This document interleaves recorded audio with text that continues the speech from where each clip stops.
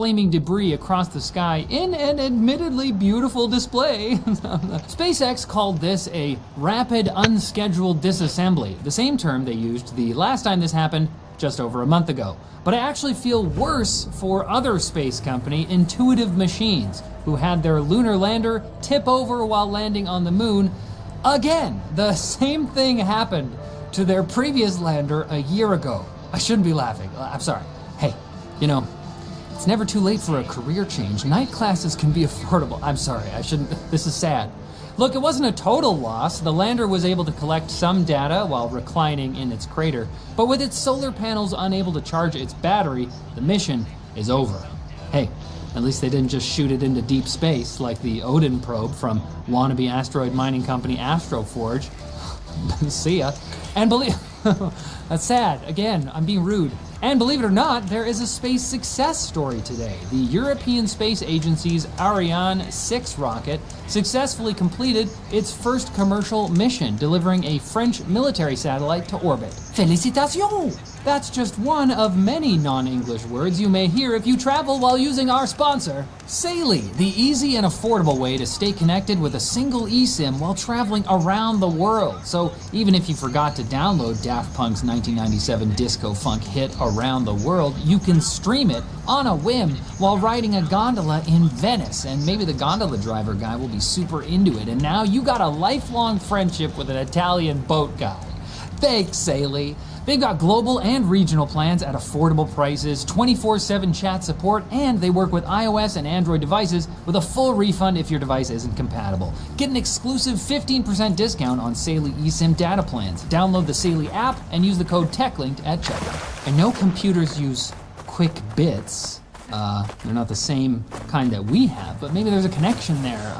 A federal judge in Brazil has given Apple 90 days to enable side loading on iOS after a court battle with e-commerce giant Mercado Libre over payment methods. In his ruling, the judge noted that Apple has already complied with similar rules in other places like the EU, proving that the company's business model still works just fine when it stops helicopter parenting and pretending it has to approve everything its customers do with their devices. They're gonna download a virus eventually. Buy your mom a virus! That's just rude.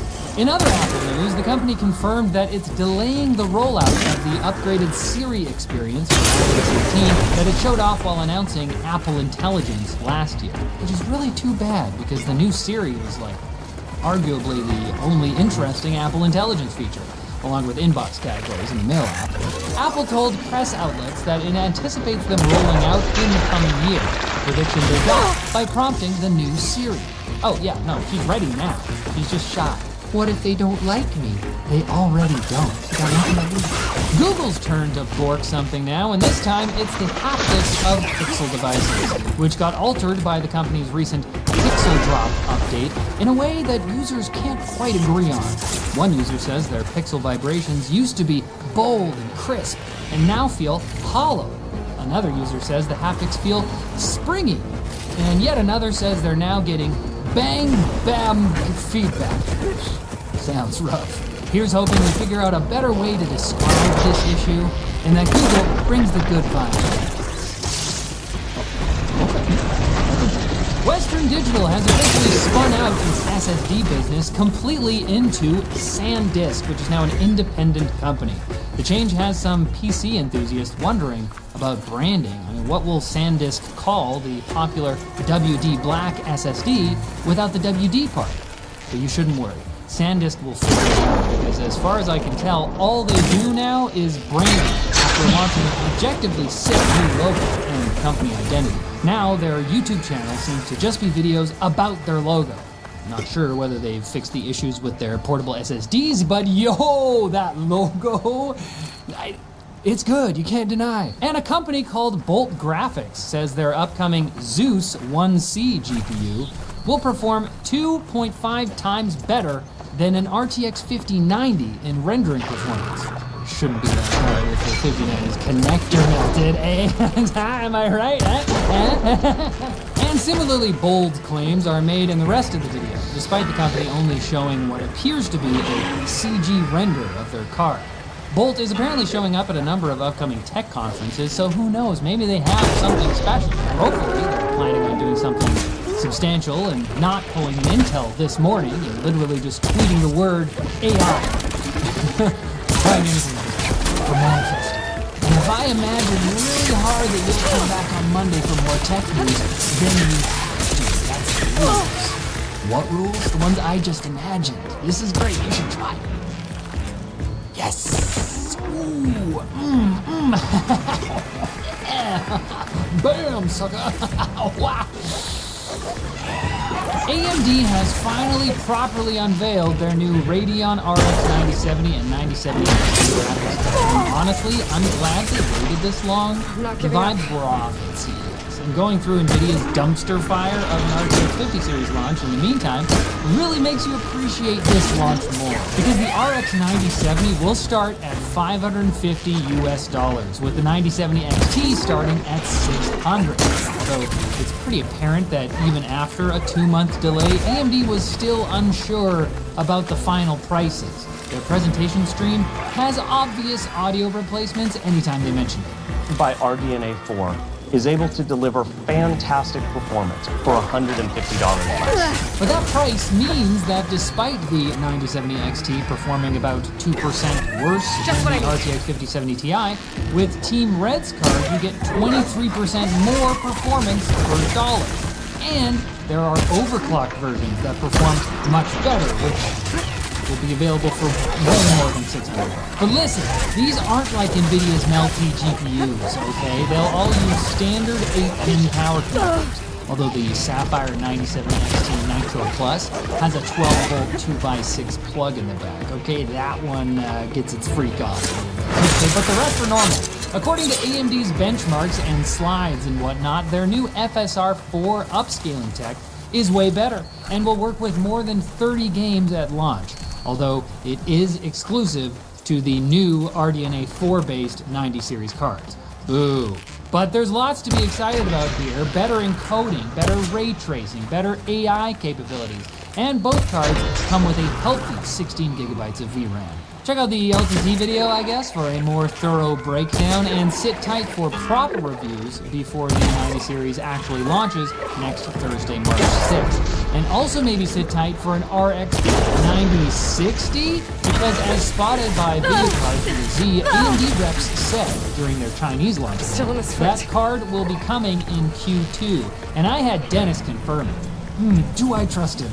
Also, there might be a higher-end XTX model. We're getting carried away. Okay, let's calm down. OpenAI finally launched the heavily teased GPT 4.5, but despite being their biggest model ever, the company described it as not a frontier model before removing that from the documentation. AI people are kind of struggling to grok this release because in some math and science benchmarks, GPT 4.5 does worse than xAI's Grok 3. The new model doesn't seem very good on paper, but some users are agreeing with Sam Altman's claim that it's more emotionally intelligent. It's about the vibes, man. In the race to build a hyper-intelligent machine god, right now we're at the stage where we build a chatbot that's comfortable passing the duchy on the left-hand side. Okay, but really, Sam, what gives? Why the low numbers? And his answer, straight up, we're out of GPUs. We don't know where they went. And other AI companies are giving excuses too. In a memo to employees, Google co-founder Sergey Brin wrote that we could totally have artificial general intelligence, or AGI, if you guys just worked 60 hours a week. He called it the sweet spot of productivity. Brin went on to say, don't work more than 60 hours a week, but also make sure you don't work less, or you could end up demoralizing your coworkers. And then we definitely won't make it to AGI, a term that Google DeepMind boss Demis Hassabis just admitted is becoming kind of a meaningless term, while still somehow remaining very important. I don't know, there's just a vibe about it. Mozilla has once again changed language in their terms of service that really makes it sound like the company owns and will sell the personal data of Firefox users. Why would anyone think that when all they did was delete an explicit promise to never sell users' personal data? You know what? I see it now. This isn't the first time that language in Mozilla's documentation has caused concern, but as in previous instances, it seems like Mozilla might just be really bad at doing wordscape. In responses on forums and to news outlets, the company has tried to clarify that they don't own Firefox user data, they aren't selling personally identifiable information, and the non-exclusive, royalty-free worldwide license to information gathered through Firefox is necessary for basic functionality. But many users remain skeptical, somewhat justifiably, given all that language. Why does this keep happening? Why is it so hard to understand what's really going on? And that's where our sponsor Ground News comes in. Look, the media landscape is pretty wild right now. But Ground News wants to help you break free from toxic algorithms and understand just what the heck is actually going on out there. They collect and compare articles covering the same story from around the world, breaking down the political leanings and ownership of each news source, so you can understand why they may report the way they do, and find out what they, or you, may be missing. Take the recent story about the UK basically forcing Apple to drop their best encryption feature. Normally, right-leaning sources only account for about 15% of tech news coverage, but for this story, that jumped up to 40%. Which makes sense when you look at the bias comparison and see that the left and right broadly agree that this isn't great for user privacy and safety. See, it is possible. Often stories may only have coverage from one side of the political spectrum, but with Ground News' blind spot feature, you can learn about stories the algorithm might not be showing you. So get the transparency and understanding you deserve from the news and save 40% on Ground News' Advantage plan by using our link in the description. Oh, you already thought it was good. And then Quick Bits is through the hoop for the buzzer beater overtime snack? Yeah! Instagram Reels users were surprised this week when many of their feeds turned into a never-ending scroll through gruesome videos of violence and dead bodies. After enough people were traumatized, Meta revealed that this wasn't a fun takeover collab with 4chan, but an error for which the tech giant apologized in a statement given to 404 Media and other outlets. Oopsies! Hope your kid didn't grab your phone that day. What the Microsoft has announced they're shutting down venerable video calling app Skype for good. Oh well. Anyway, Meta! Oh, they're back. They've shown off a second-gen prototype of their Aria smart glasses, which could lead to next-gen Meta Ray-Bans with state-of-the-art sensors, including 6 degrees of freedom slam cameras. I don't know what those are. I just knew I wanted to say slam cameras at some point here. But Meta could face competition from an AI company called Sesame, who's creating their own smart glasses to host their own voice assistant, which is currently blowing journalists' minds with how natural it sounds and how much it wants to hear more about what they think. Easily pleased. This week, Warner Brothers shut down Monolith Productions, the studio behind the Shadow of Mordor franchise, which was loved for its Nemesis system that generated unique orc villains that actually remembered how you frickin' embarrassed them in front of their orc buddies multiple times. But rather than let other studios use that system, WB just locked it behind a patent until 2036. For the sake of contrast, EA just released the source code for 4 classic Command & Conquer games because, they're insecure and need to hear praise. But you're not tricking me, EA! And someone has invented Taste-O-Vision yet again. A team of international researchers published a study showing their prototype device, called, what else? E-Taste. It could successfully reproduce complex flavor combinations by dispatching gels through an electromagnetic pump. This could allow you to try menu items before you order or taste the ocean salt off of Mario's torso. I'm sorry, that image just never left my brain. Why did Nintendo do that? Look, just come back on Monday for more tech news and let's just forget I ever said anything, okay? Any of it. As far as anyone else is concerned, we just both stood here and made facial expressions. There are some really good ones.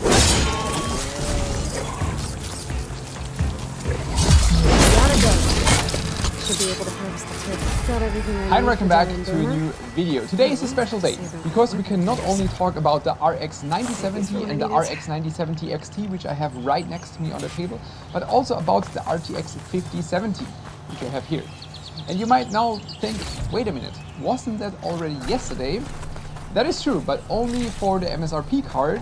And Nvidia managed to arrange a card for me, which is a non-MSRP card or an overclocking card, which is why I was only allowed to talk about it today.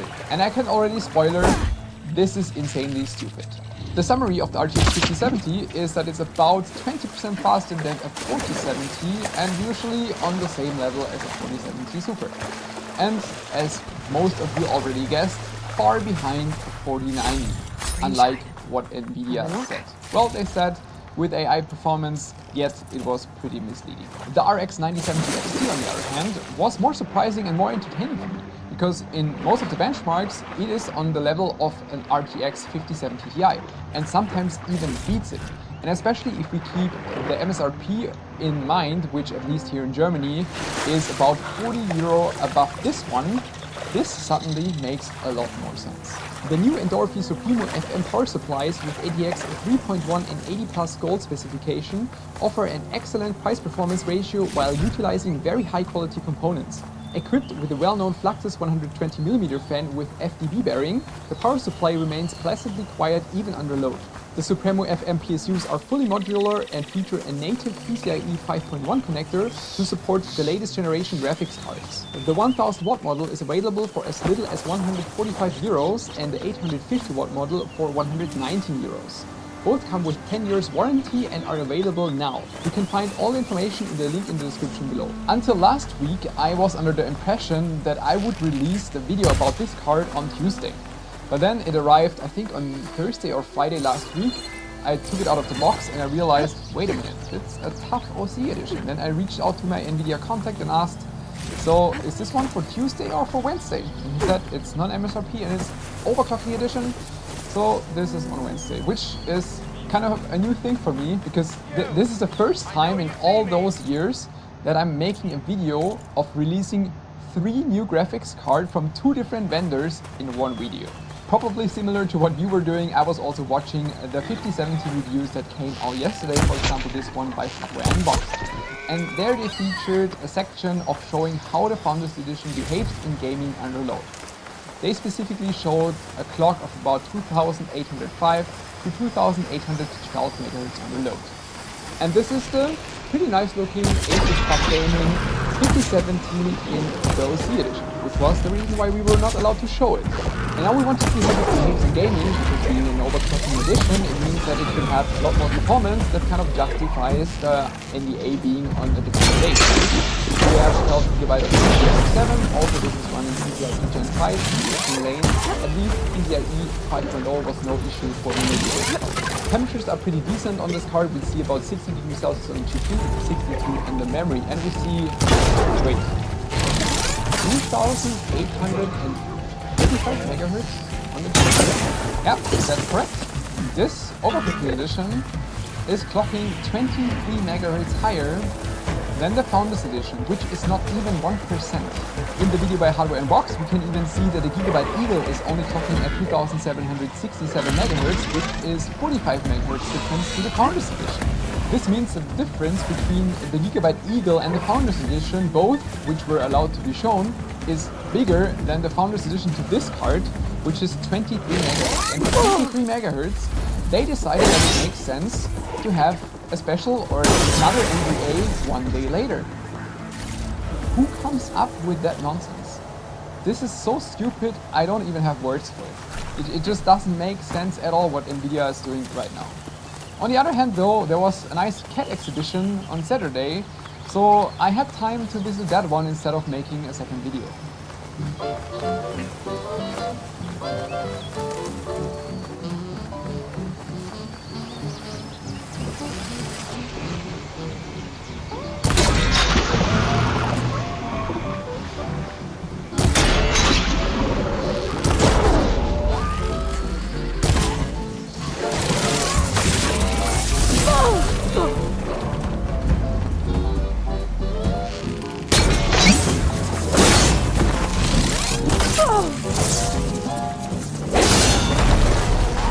With AMD on the other hand, we have this 9070 XT, and this is also an overclocking edition by everyone. However, I can't even judge how much overclocking this really is, because there is no design by AMD, like no NDA this time, which means that I don't even know what the real default or base clock would be for a non-overclocking edition. I also reached out to other reviewers, asked them, so what's your experience, what kind of clocks did you see? And there seems to be fairly a big difference, like up to 300 megahertz difference between the different cards, which could definitely make a difference. When I took this XFX card out of the box the first time, I wasn't quite sure what to think about the design, to be honest. Like, it kinda looked like they missed something on the front. I like minimalistic designs, but if you turn it around and you see the back plate, so they have some stripes to it, the front not having anything, it looks a bit off. What's cool though is we have AAA pin, and we know that this one will work, and it shouldn't. But after plugging the card in, I quickly realized that there's an RGB strip in there, which I didn't see at all. This was kind of covered, or it just didn't shine through, but now with the RGB working, that's actually a good design. The RX 9070 XT is also a PCIe Gen 5 card running X16 lanes. I didn't have any issues with this while testing. Has 16 GB of GDDR6.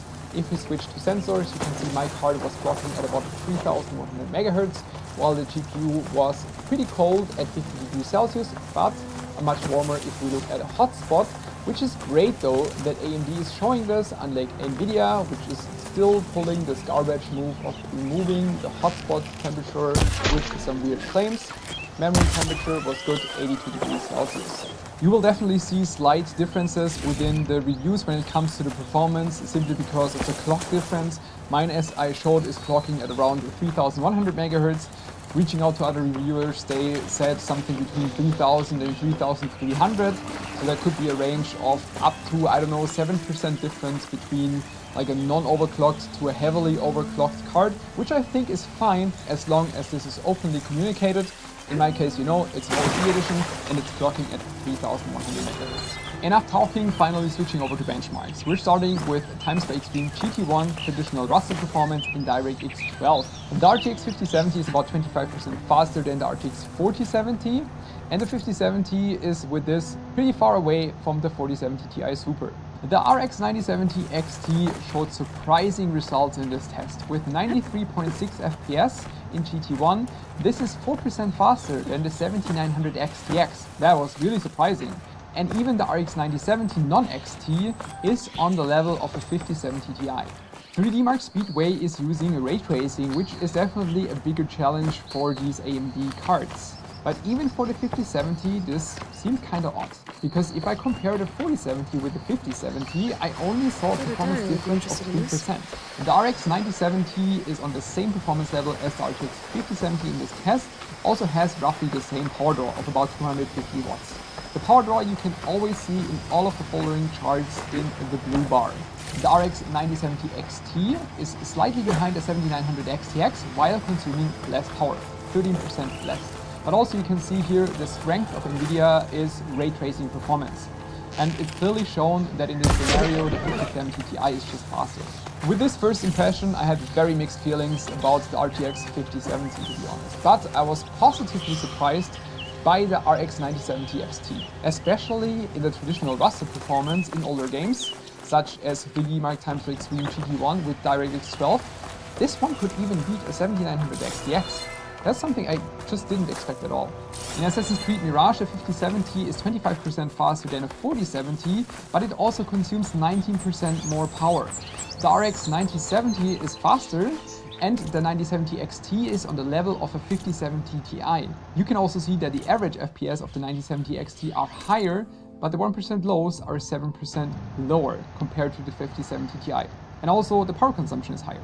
So if we just look at all of this, it seems like Nvidia, especially if we look at the 5070 Ti, is just better when it comes to efficiency. Enabling DLSS or FSR in quality in Assassin's Creed Mirage definitely helps the 9070 XT.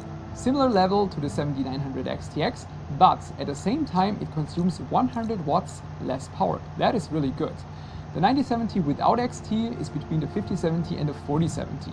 The RTX 5070 is 16% faster than the 4070, but at the same time it also consumes 16% more power.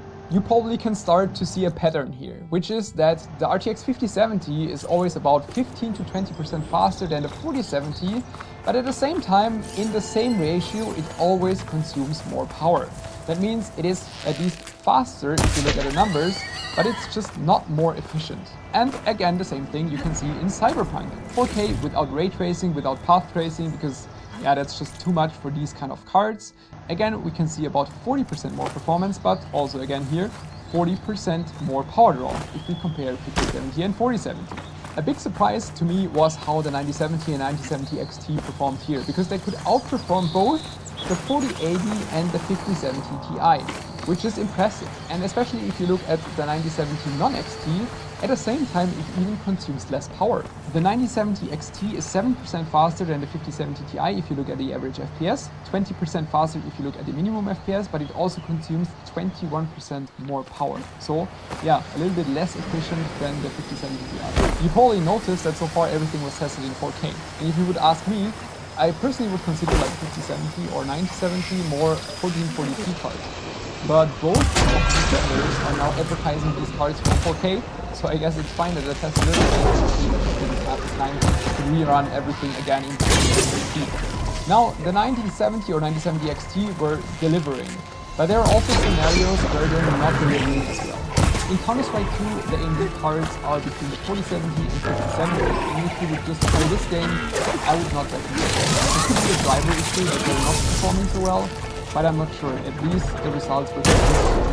The RTX 5070, again, fast performance, plus power draw. However, in this specific case, also plus 37% in the 1% low, which is good. Valorant kind of had the same issue. Again, AMD cards were not performing as well and were below the RTX 5070. And if you compare the 9070 XT to the 7900 XTX, that's like 50% different. Seems like high FPS or older high FPS shooters are a bit more problematic for those AMD cards. The RTX 5070 is again doing what the RTX 5070 is doing. It is higher in performance, 40%, but at the same rate, again, higher power draw. I hope this video is not too confusing and kind of fine treating all these different cards in a single video. And honestly, I will be happy once these launches are over. It's just so time consuming and exhausting, so let's just finish this with Remnant 2 and Star Wars. In Remnant 2, 5070, 26% faster than 4070, again, 23% more power draw.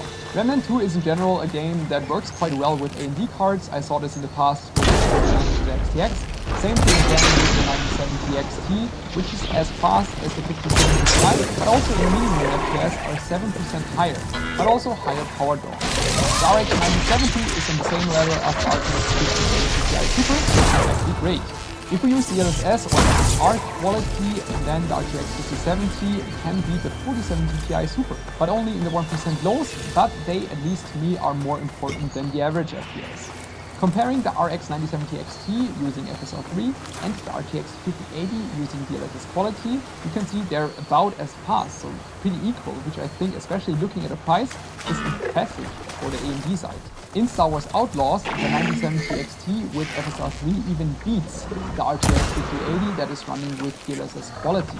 And the RX 9070 without XT is on the same level as the 5080. If we check the RTX 5070, it's not that impressive. It is 50% faster than the 4070, but it has 30% more power, so much less efficient.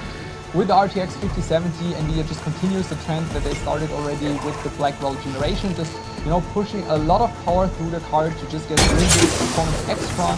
But if you just look at the bare efficiency compared to the RTX 40, these cards are just not impressive. They have more performance, but it's not in an impressive condition, especially if you look at, for example, how the 4090 behaved back then. And especially if we add then in the price, which again, I'm just talking about the European prices now, the German MSRP, which is 650 euros for this card. That's just too much, It should be 150 euros less and it should be called 5060. Then it would be okay, but in this state, yeah, it's kind of okay, but it's not great by far. And it's by far not as fast as a 4090. What I really like though is the RX 9070 XT, especially if we look at the MSRP. Compared to the 5070, this one is about 40 euros more expensive. And usually this is on a level of the 5070 Ti, which is great. Sometimes it even beats it. But that's also the problem, sometimes it also doesn't beat it quite a bit. For example, the condition I saw with Counter-Strike 2 or Valorant, where this one was just not performing as well. That is something where Nvidia is just better. I think this is the overall smoother performance or smoother experience when it comes to the driver and just being more consistent in the performance that they deliver. But if you look at the price performance, this is just much better. However, it will all come down to the stock and availability of this card, and I hope with AMD postponing the launch to now that we will just see a better stock and thus maybe better prices, better availability. That would actually be great. And Nvidia, for the future, please stop doing those nonsense launches like this, that I wasn't able to post this card with 30 megahertz difference on the GPU, which is not even 1% performance difference.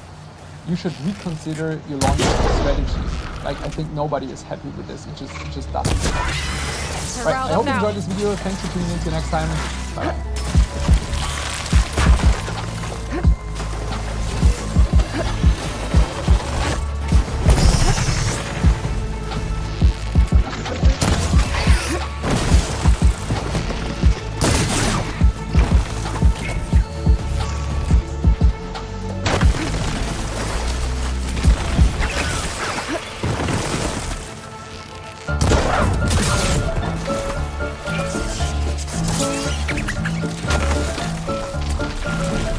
Hello everybody, today is the 5th of March and we're doing business and security for your hump day. Now you might be hyped for some upcoming tech releases, although we just had a bunch, but maybe one that you aren't necessarily all that aware of, but is absolutely going to shape your life, is this one. NVIDIA's next-gen B300 AI GPU expected to launch in Q3 of 2025, mass production in Q4. This is the monster B300 AI GPU at GTC. I will be at GTC to look for videos about this and probably other crap from GTC. It'll probably be interesting. Unfortunate font choice, I will say, in their marketing for B300 because it looks a little bit like an 8. 8300. Yeah. Womp womp. I can't remember the exact specs, but I think they said it was like a 50% jump, right? It is very power hungry and it's going to be very expensive. And 192 gigs of VRAM, because these large models demand all the VRAM. But NVIDIA has just released their consumer grade stuff, and those are getting some mixed reviews. The 5080 and the 5090 and the 5070 Ti don't have the right light counts in all cases. And so there's going to be a lot of RMAs. Now, NVIDIA says it's less than 0.5%, but we'll see. They also said it didn't affect the 57. But then But then it did. But then it was still only 0.5% to when they added. Although they didn't really sell the advanced stuff. Do you think there's somebody working like over the weekend to figure out what's going on? Like, are they in crisis alert? Well, I think they're just going to give you another one, but how long is that going to take? They don't have them. yeah. The good news is that in the data center, uptake of Blackwell has been a little slow. So like the B5090 production should be off the chain because nobody's buying the more expensive cousin of the B5090.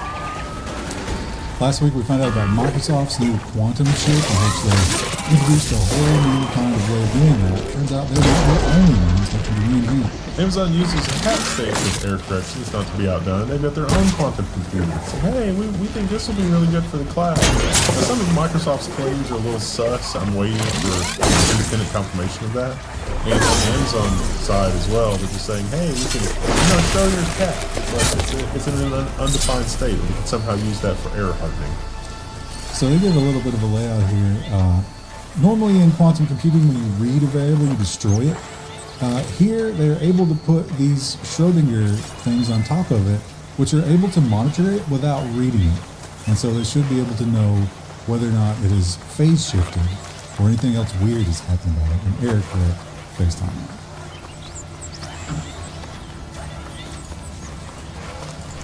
And Asus is, they're playing the wild card here. And they've already done this apparently with a laptop. And people liked it, I guess. Asus continues fragrant rise trend with an aromatic mouse. So You can do aromatherapy in your mouth. Now remember the story that we had from 2 or 3 weeks ago, which is aromatherapy is as bad as for your house pollution as motor exhaust from a vehicle. Well, that was a different type of thing. Yeah, I don't think this is heating anything. Okay. It's just a cartridge that you pop in there for different flavors. So you see that cavity there? That's your smell cavity. This is kind of just sort of like a solution in search for problem a little bit. But they already have a laptop that does this. I was like, why? So you can annoy people at Starbucks. So what does that smell? Oh, that's my laptop. It smells like lavender. Some of the early high performance laptops that needed high performance thermal paste, they would emit an odor when they were warm. It was very distinct, like chemical production facility smell. Imagine if it smelled like a Cinnabon and you really ramped it up. I mean, they would do that for years, like 2 years after you bought a laptop. But when it stopped making the smell, it was time to replace the paste. Now, usually I try to steer away from the pie in the sky energy stories, but this is really like this might be coming. And we have a little light on information here, but they claim to have solved all the problems that they solved. German startup wins accolades for fusion reactor design, and venture capitalists have given it like $35 million. Is this like when we have the batteries? Maybe. Is this the new battery tech? So we have Tacomic. They use different ways of doing that, lasers or magnets or whatever. This is a totally different way of doing it, and they're like, we thought it would take 2 years to figure this out. It took us a year. We're going to be really very simple. And this is not like the Tacomic is just research grade. It's never going to generate energy. Our stuff is ready to generate. Well, after we build it.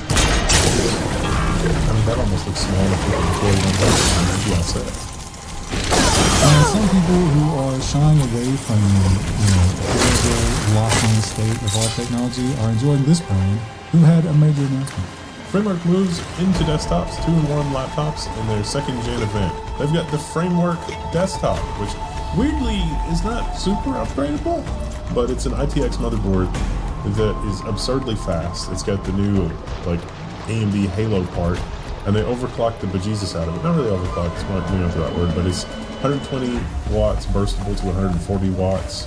It's probably going to be performance competitive with NVIDIA's Project Digits, although we don't know yet, but 2/3 the cost of Project Digits, even 128 gigs, run AI models, do crazy stuff. We'll see. And we've been learning that, AI is going to need unlimited energy. We got some sort of mixed messages. NVIDIA definitely says, yeah, we're going to be able to sell whatever we build from now on. OpenAI is saying that kind of thing.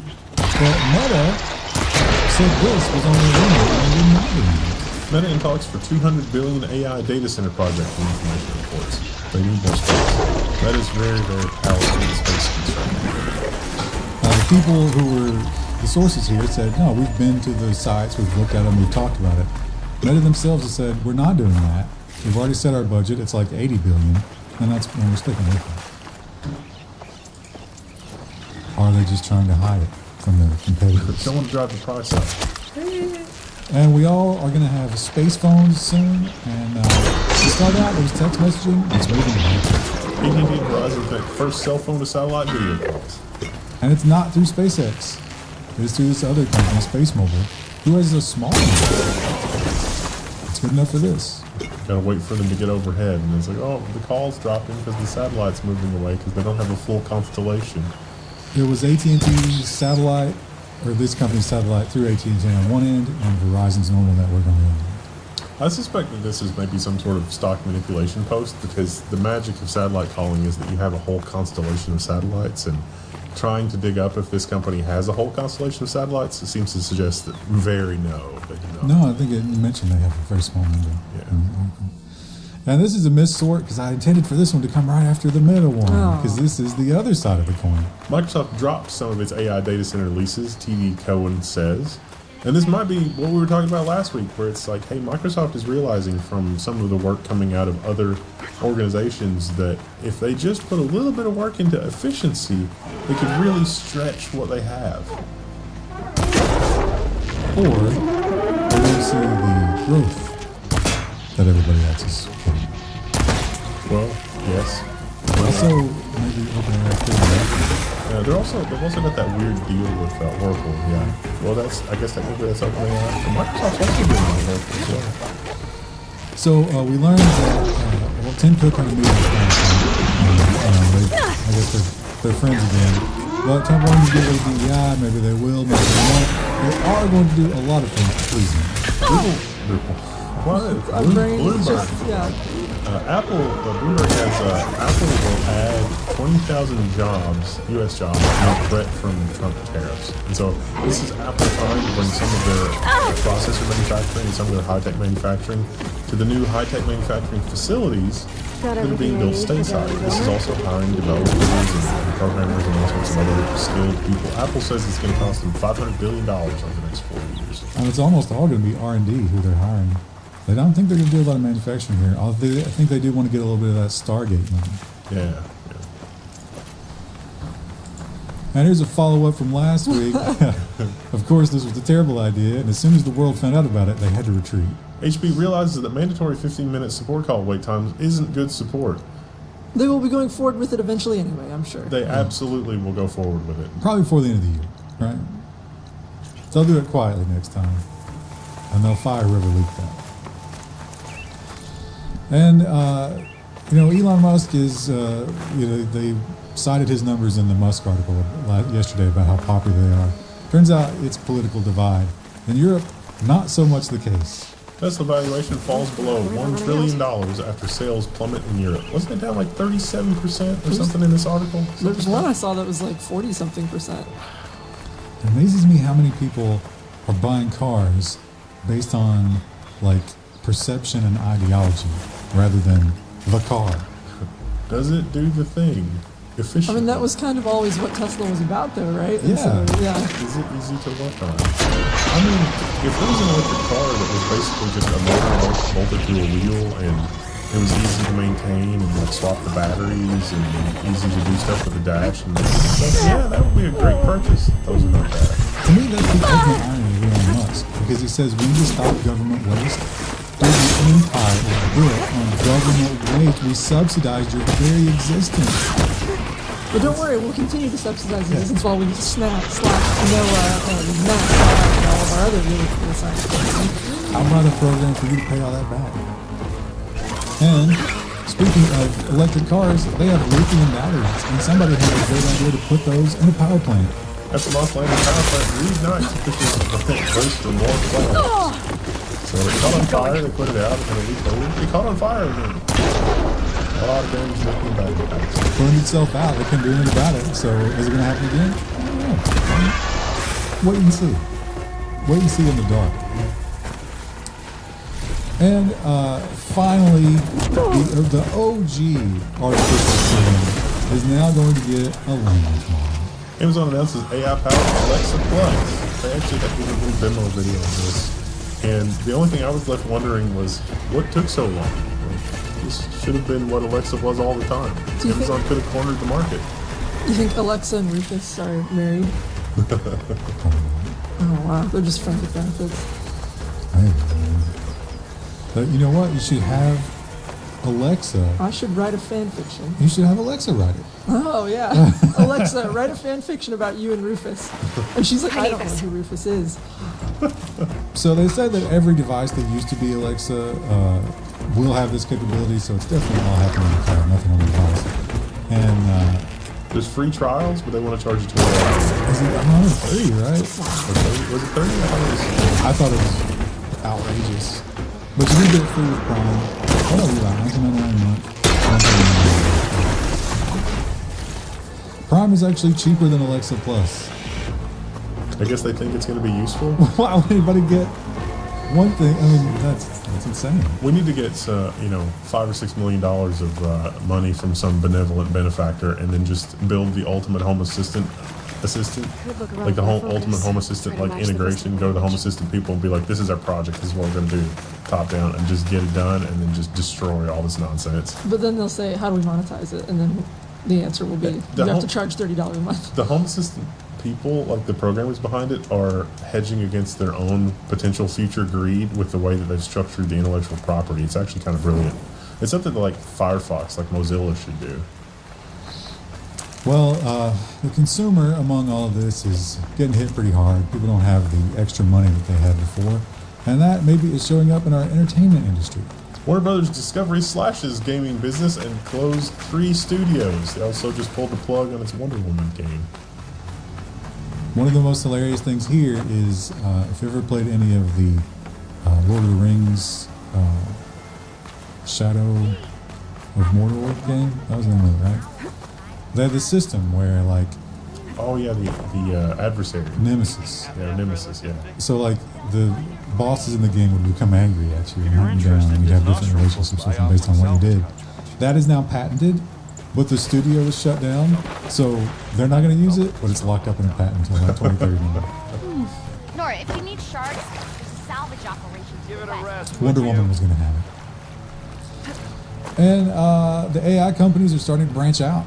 Perplexity has teased a web browser called Comet, and they're also hiring for Chromium engineers. So if you were just laid off and you know about Chromium and Chromium internals, you're looking for a job, Perplexity is hiring in a big way. Does Comet let me use an ad blocker? That's all I care about. Well, you don't need to, because you just talk to the agent, and the agent goes on the internet and finds the things that are real, and so you never touch the internet. You never have to see the ads. You never have to do anything. Not a lot of details about that. And DoorDash, it turns out, back in the day, were really, really bad and just straight up stealing everybody's money. Now they've been caught. DoorDash paying drivers $17 million for their stolen tips. Because you would leave a tip, and it's like, this is for the driver. That did not go to the driver. Well, it did, but what they said was 100% of tips go to the drivers. That was true. They would give the driver 100% of the money that you would tip, but they would subtract their own payment from that. So if the base pay was like $250 and the tip was $10, they would take their $250 back and give the driver $10 instead of $12.50. They have to pay all that back. Hopefully with interest. I say it's weird that, like, if you were to do that just as like a citizen, like taking someone's money, that way you would probably end up in prison, but it's okay if you're a giant company. The number one amount of theft in the U.S. is wage theft. Yeah, it's kind of like Office Space or Superman. Yeah. Except it's kind of like, assumed that you would do that if you're a large enough company. Oh, yeah, that's just one of the perks of being a giant company. Well, here's a big story for some people, and you got to wonder if maybe, like the powers that be saw what's coming, and they're like, oh God, we're gonna need to turbocharge the bread and circuses. What is the best circus we can give these people? And they called up one man, the only man who can deliver it. Fresh leaks suggest Half-Life 3 development may be nearing completion. So this is all based on. What's the story? It's all based on. They put in the Source Engine games. They put like new functions and stuff that they are working on, and people go through and sleuth that, and they're like, "This has got to be Half-Life 3. We don't need this kind of thing in Dota anymore. This has got to be something new." And HLX is the key word that they all seem to be focusing on. I'll believe it when I see it. Valve literally cannot count to 3. Yeah. Nothing. It's like What nothing. next did Half-Life Alex? Could it be something for Half-Life Alex? HLX? HLX could be. That'd be disappointing. And this is just a little reminder of how little privacy you have and how immediate the surveillance state can find you. The California Highway Patrol uses AI surveillance to arrest a Bay Area suspect on an Oakland bus. So this is somebody who stole a car, I think, and they were being chased, and then they got out and they ran, but they got on a bus, and they were found by face recognition. Plate readers got them at first. The cops found them. They ran, and they don't chase anymore because why would you? Because a constant fixed-wing surveillance plane was already in the air. They just keep it up there. It took on the chase. They abandoned the Jeep, and then they hit this bus, and some kind of facial recognition got them in the bus, and you can't run from it. You cannot escape. This is like me in GTA when I have 5 stars and I try getting on a bus. Be Didn't work. safe. Come back soon, Huntress. And they're not just surveilling you from the sky, but in fact, all of your data. Google's unannounced update scans all your photos. You can opt out of it, but you have to actually go do that. Now has never been a better time to build your own home photo server, which will never take on a mind of its own or alter the deal. Pray it doesn't alter it further. Safe, what do they call this? Safe something? I don't remember. So small. Go read the article and uninstall this. Safety Core. Yeah, Safety Core. What it does is it looks through all of the images on your phone constantly and monitors them, and you can uninstall it.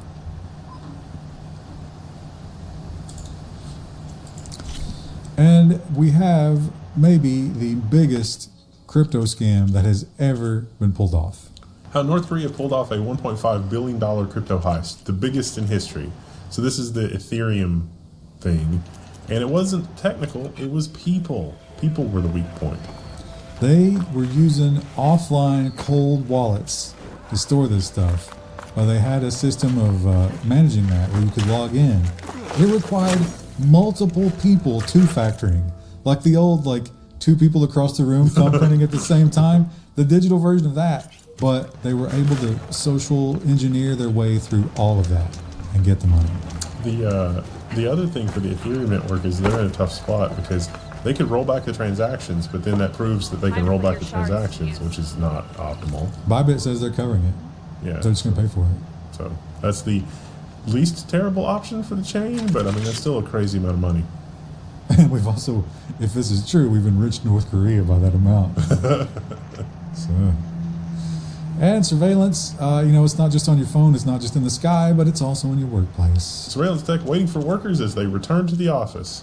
So it's not just monitoring you to make sure that you're doing work. You're also going to be training AIs that are your replacement, which, unlike, the paper trail created by training an H-1B as your replacement, which, maybe that would be a bad labor board practice, you being replaced by AI is not protected under the law. That's perfectly normal.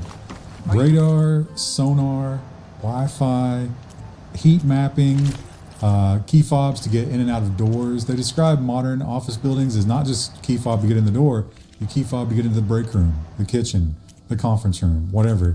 And they're not just doing that for security, they're doing that to find out where you're moving around throughout the day and tracking everything. And this is something that is becoming big business. Y Combinator deletes posts after a startup's demo goes viral. The startup demo that has been funded by Y Combinator is a piece of software that uses the surveillance cameras to figure out how productive your employees are, and if they're below a minimum level of productivity, it can automatically notify your boss and say, hey, what's going on? It dispatches a robot that comes to kill you. Sweatshop startup, they call it. This is hauntingly similar to what a lot of Elon Musk is proposing for the government. Also, Amazon's worker, like the warehouse worker bracelets that buzz and are like, hey, you're not doing things. It's kind of worse than that, though, because you're less aware of it. Yeah. It's more of a hidden bracelet. I feel like the bracelet, if it false triggered, or if you just took a break for a second and then it starts buzzing at you, that would really piss me off. It's kind of like when you get constant emails when you're trying to do something. I don't think it's a second, but I think it's a fairly short amount of time. You got to develop a Twitch. Yeah. And if you are moving into a nice apartment building, you're going to have this state-of-the-art, maybe a key fob or a keypad or something like that. You're going to have an intercom system that buzzes people up and gets them through all this security. They're tracking all that the same way the workplace people are, but they're bad at setting it up. Savior. Apartment buildings broken into with a phone in 10 minutes. Internet of Things connected intercoms using default credentials vulnerable to anyone with Google. So if your apartment building has electronic locks or just even electronic access, a lot of the time it's easy to defeat the Eclipse. This guy was able to do it immediately just by Googling Aloy's the one that defeated serial number off the intercom. And they're like, oh, there's a default login. It worked. And if you are perhaps being monitored, maybe you're on probation, maybe you're doing a diversion for a court case, you're going to be spending a lot of time peeing in front of other people. They're going to take care of that data, right? U.S. drug testing firm DISA, D-I-S-A, says that the data breach will impact... Bothering her with this hogwash now? Some of them must have fled west after the battle at the Elite. I saw one of our sentries, Loravik, sneaking off to meet with one. I tried to eavesdrop, but they spotted me. And then Larovic tried to kill me. I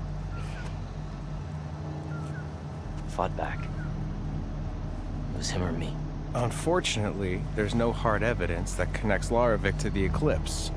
And since Conover doesn't deny killing his fellow soldier, Nozar sentenced him to death.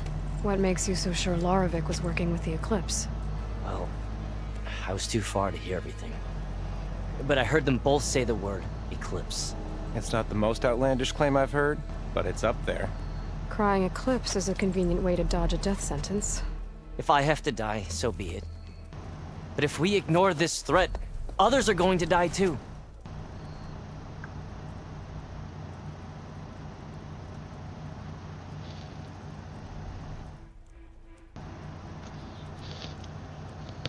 Tell me exactly what happened. Weeks ago, during a shift change, some trespassers slipped through the gate. By the time anyone noticed, they were halfway out the canyon. Nozar didn't see the need to give chase. Let the Tenakth take care of them, he said. Nozar wasn't one to be sidetracked, sun rest his soul. He tightened up the patrol schedules, reprimanded the sentries, and everyone moved on. But I couldn't stop thinking about it. None of us are careless out here, meaning someone left it open on purpose. And Larovic, well, he's always grumbling about officers. But on this, he was too quiet. And after the incident, he started acting different, jumpy. So when I spotted him sneaking out of the barracks after hours, I followed. I found him arguing with a stranger. And when Larovic mentioned the Eclipse, I tried getting closer, but they heard me.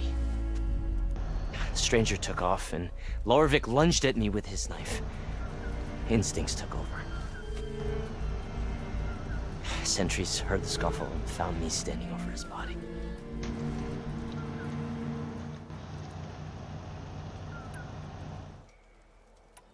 The meeting you witnessed. Did you hear anything else about their plans? No. But the clearing where they met is just east of here, across the river. A dozen soldiers have already searched it, Conover. There's nothing there. I can see things others can't. If the Eclipse are in the Daunt, I'll find them. Thank you, Aloy. Sun bless your search. Don't get your hopes up, soldier.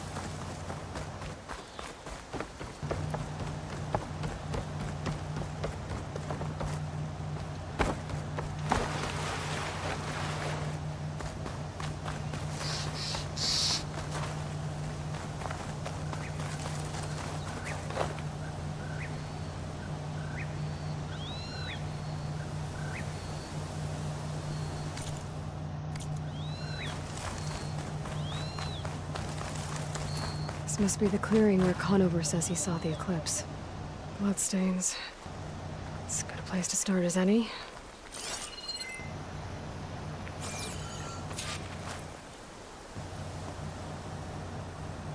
Pretty sure this is where Conover killed that guard.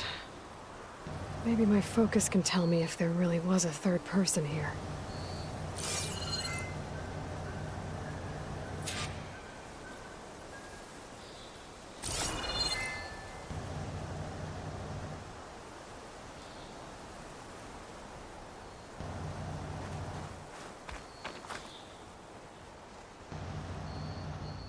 I see plenty of tracks from the Karja search party. Not helpful.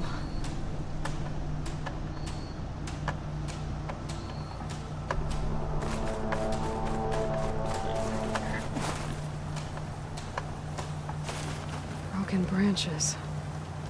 Was someone up here?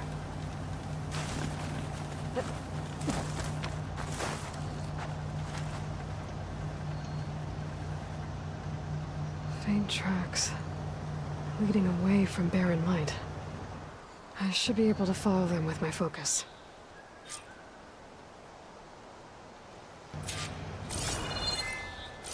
Let's see where this leads. Maybe Conover wasn't lying after all.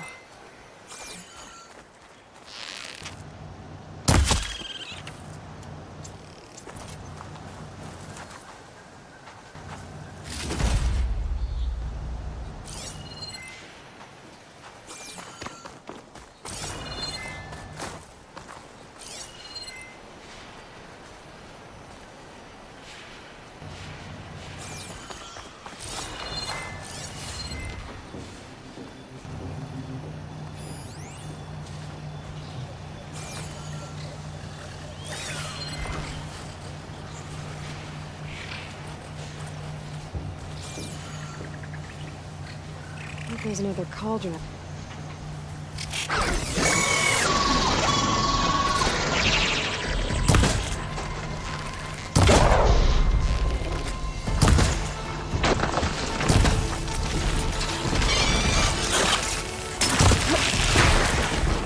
Lost the trail.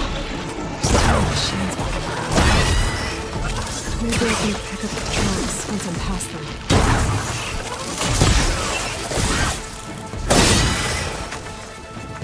Be easy to follow the trail up ahead now.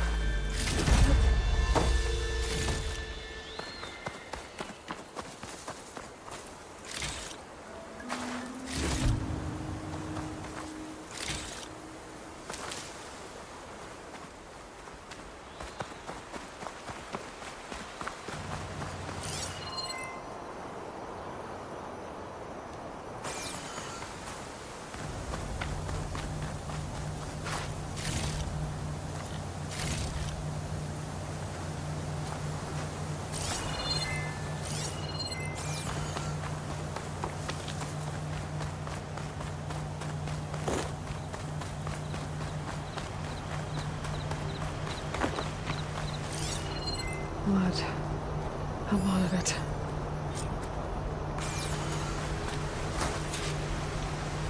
Whoever the runner was, this machine must have slashed him. Should be easy to follow the blood trail with my focus.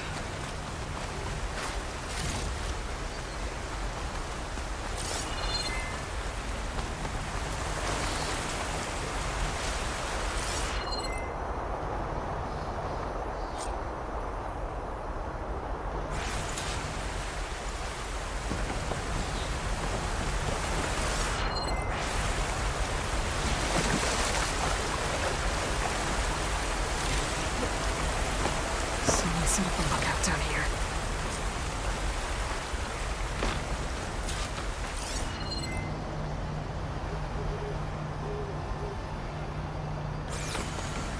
I wonder if my focus can show me anything.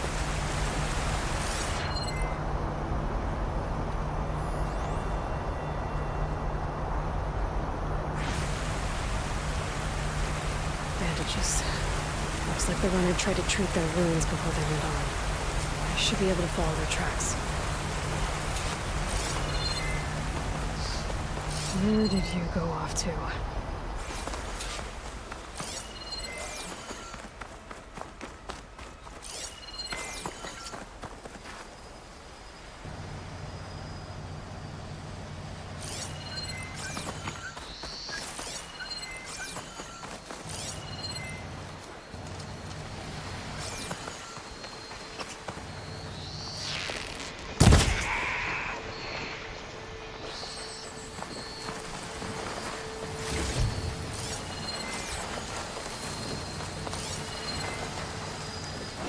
The trail ends here. Must have climbed up to that cave. With that injury, I'll bet he's on his last legs.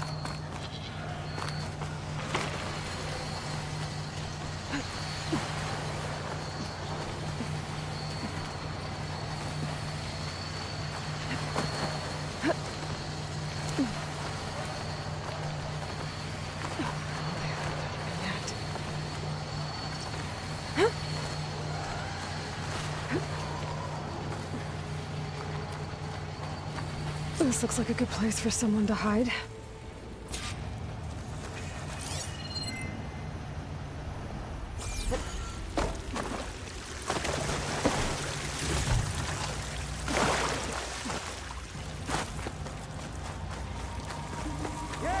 What are we supposed to do now?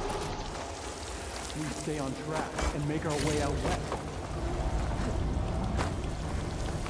If we give up now, the use of no gates, we have to find him. In his shadow. We don't know Larvik's dead. He hasn't shown at the rendezvous point. So either that fool guard killed him, or he's lost his nerve. We'll just have to blast our way through the gates.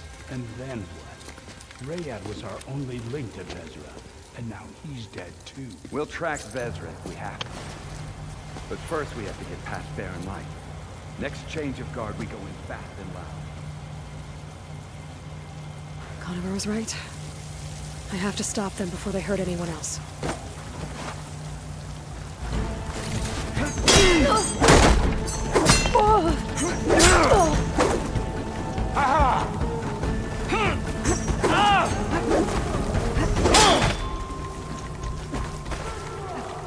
I see you!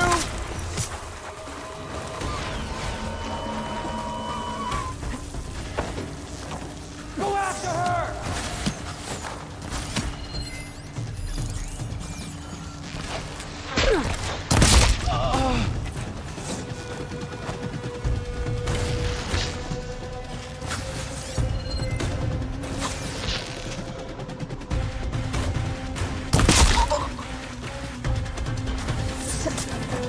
I got her sighted!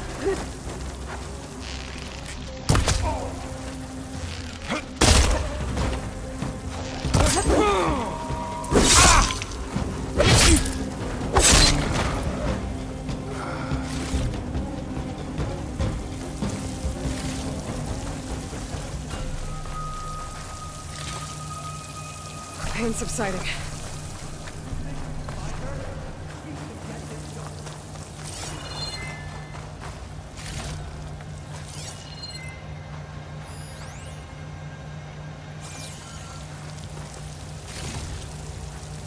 I can see her! There! We have to mobilize! I've got the Nora!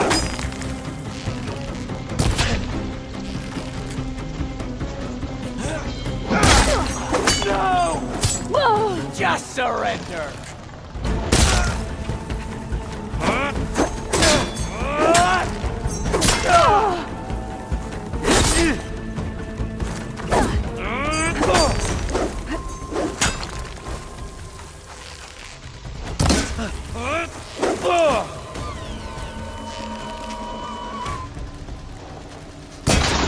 Got me!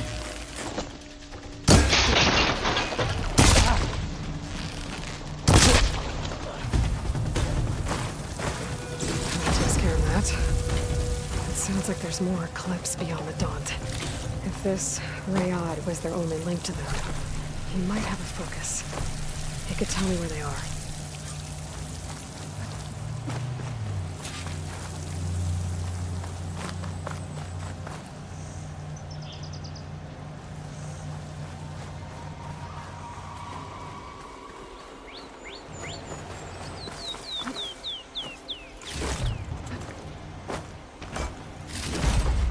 I'm guessing that's Rayad. I was right. Rayad has a focus.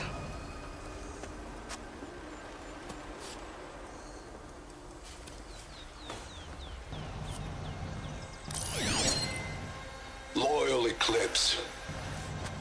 If you're seeing this, it means you've left the Sundom in search of something to follow. Your journey is almost over. Follow the sun beyond the gates of barren light. And bask in the gloam of future conquest. A new empire awaits. I'll have to pay this Vezra a visit and crush his new Eclipse empire before it begins. There's coordinates here, out past Barr-Nunn.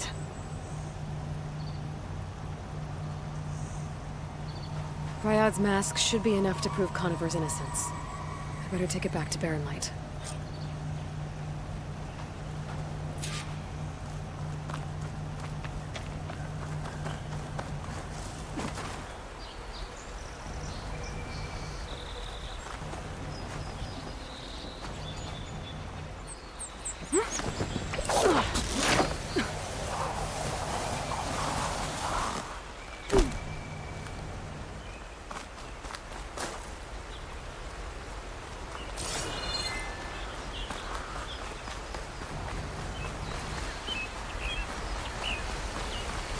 When we fought the Eclipse back in Meridian, I thought that'd be the end of it.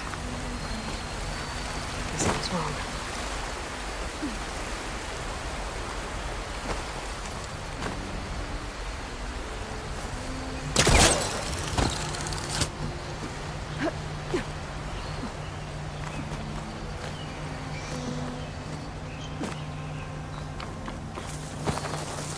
I'll need these later, for sure.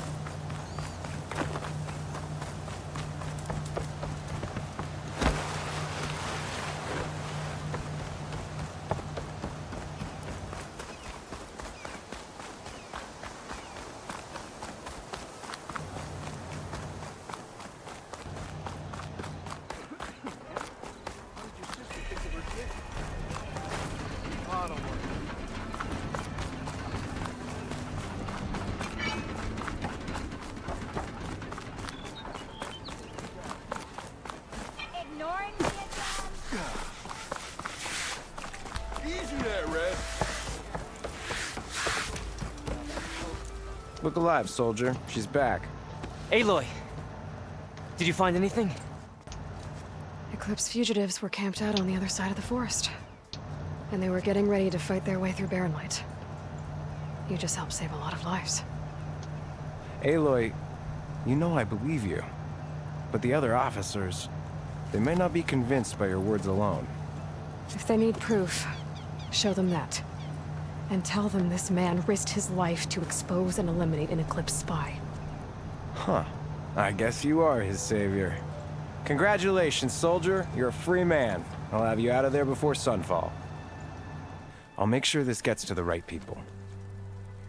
That's it then. The end of the Eclipse. Almost. The trespassers you mentioned, the ones who got through Barren-Light weeks ago, their leader's dangerous. And he's out there, in the Forbidden West, building up an army. Sun and Shadow, you're going out there to stop him, aren't you? I'm gonna try.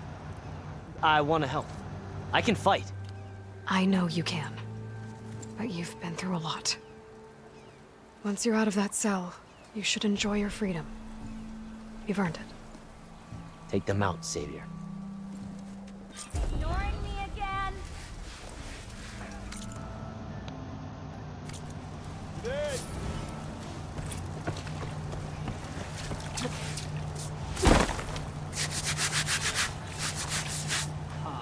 Look, Nora. Must be an exile.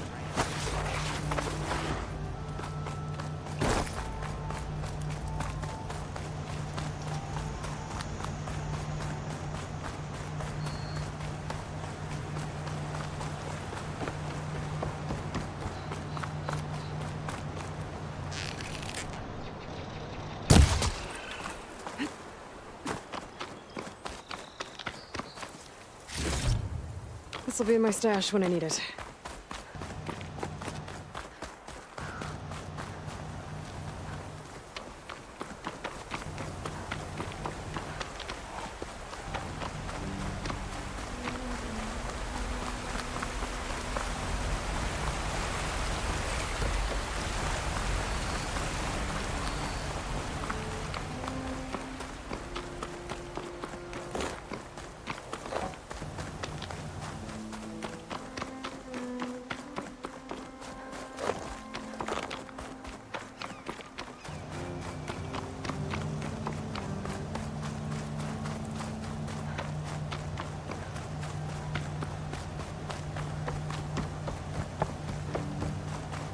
Something's going on at that camp.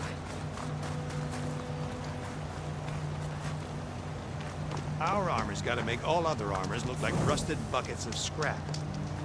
You really think you can do that? Karoof, come on! You know me. Have I ever given you anything less than perfection?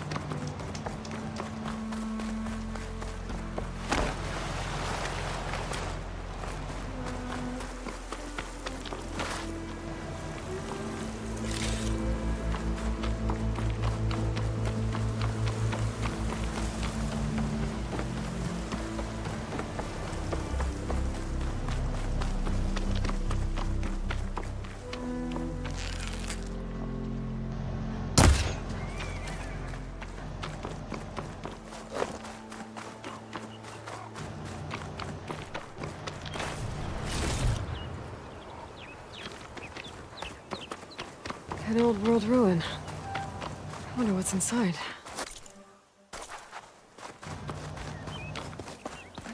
Okay, let's see what we can find around here.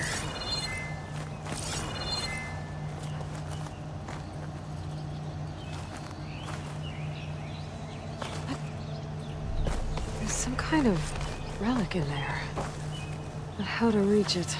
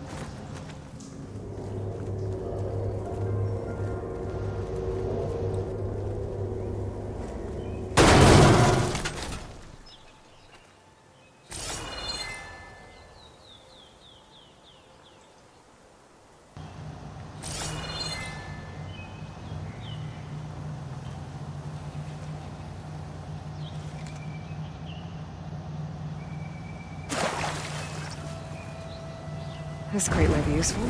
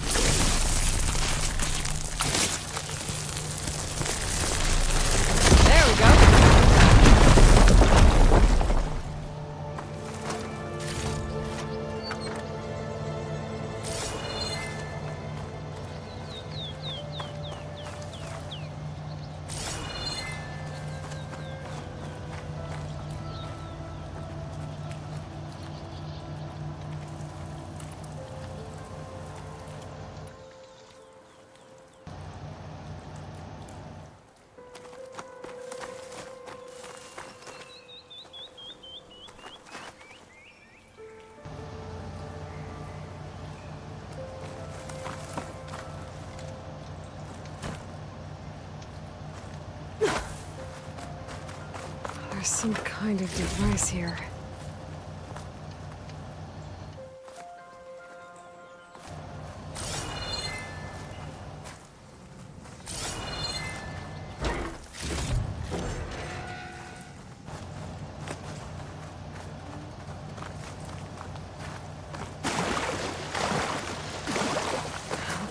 thing needs power. This data might help.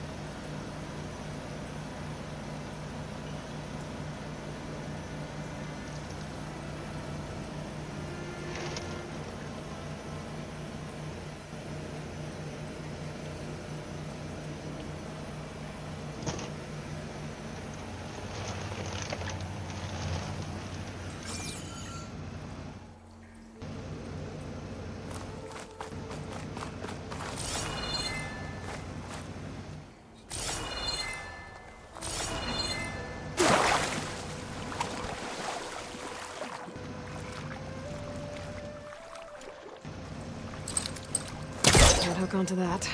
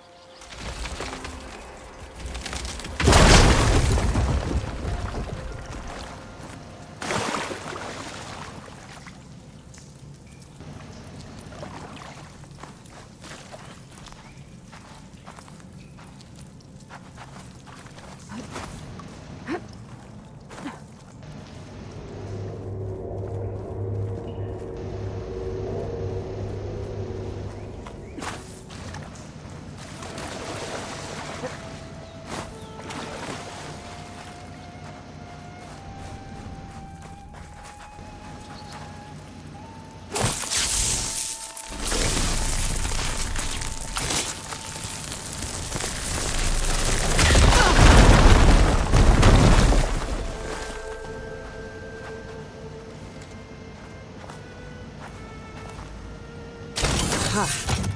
An energy cell. But it looks like it's out of power.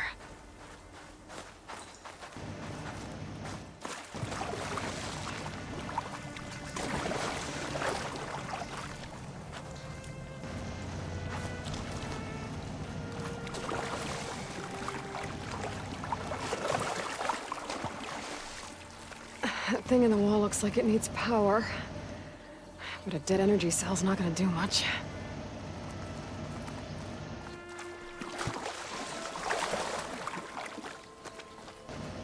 I think I can slot this energy cell into that device.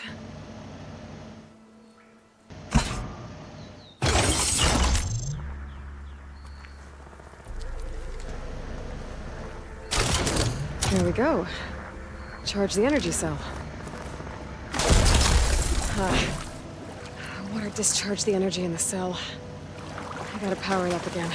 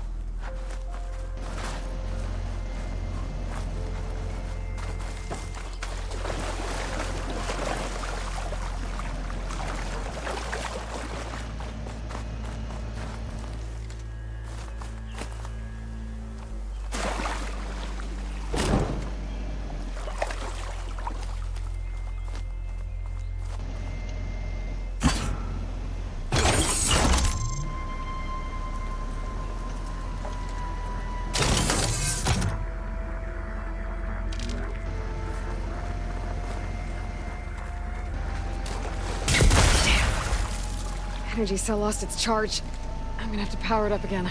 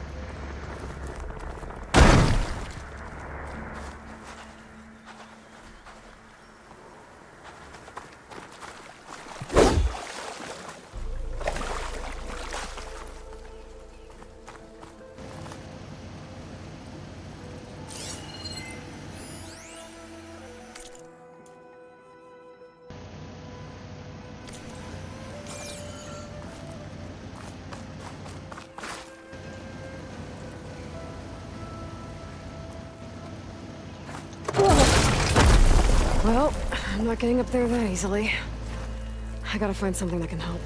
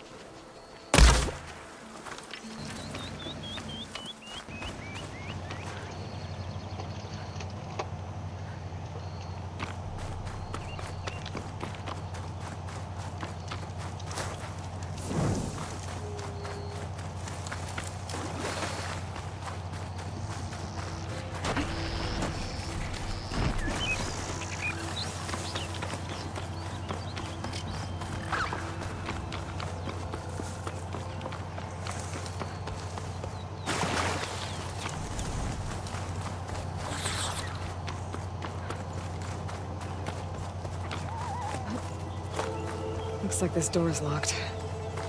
Maybe there's another way in.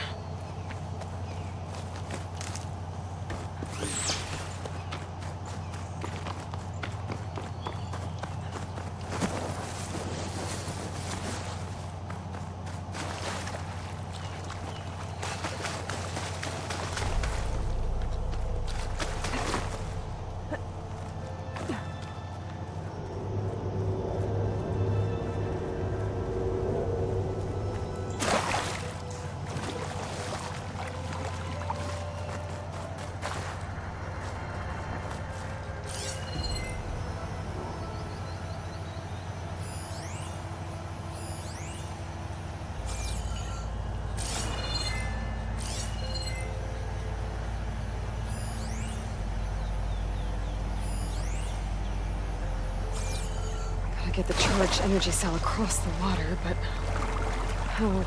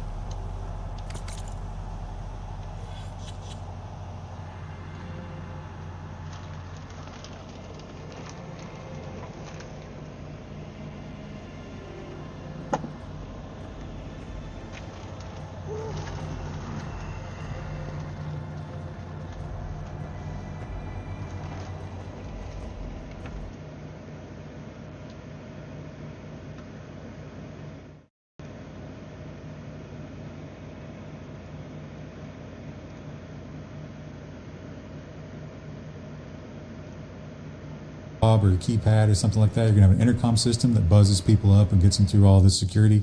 They're tracking all that the same way the workplace people are, but they're bad at setting it up. Apartment buildings broken into with a phone in 10 minutes.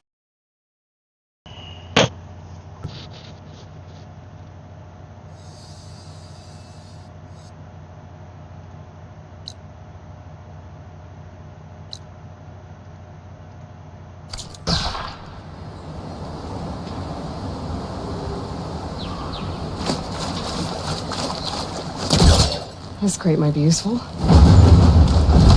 clear it some distance first.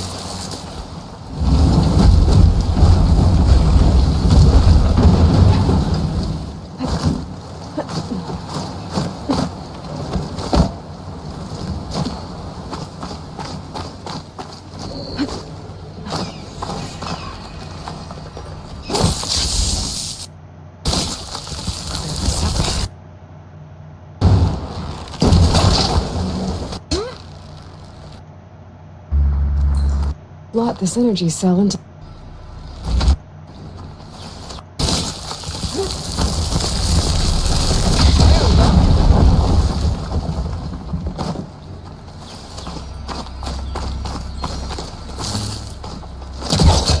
Okay, let's get this crate out of there.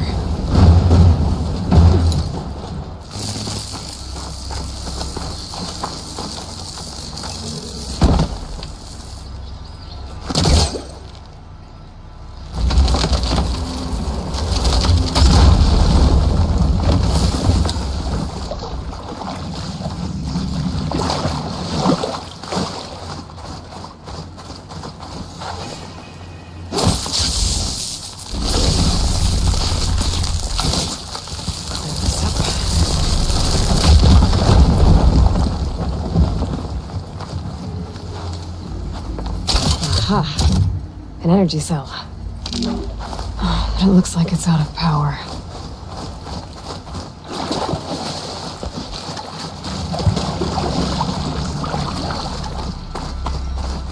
I think I can slot this energy cell into that device.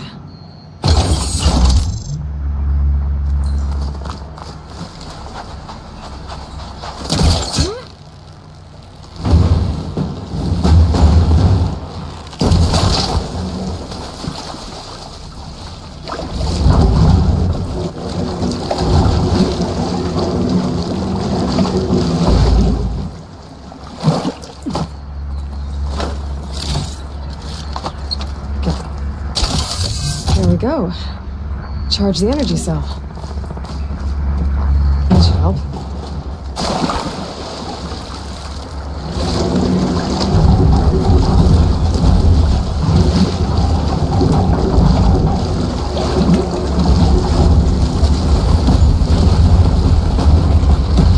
This thing needs power.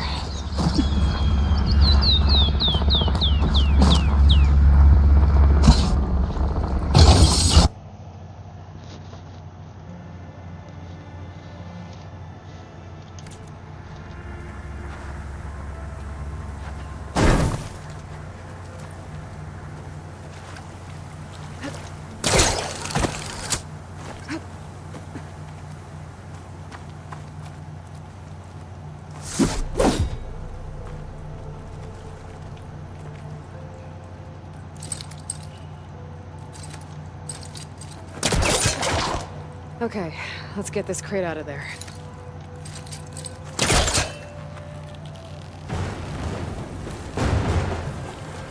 That's not gonna budge from here.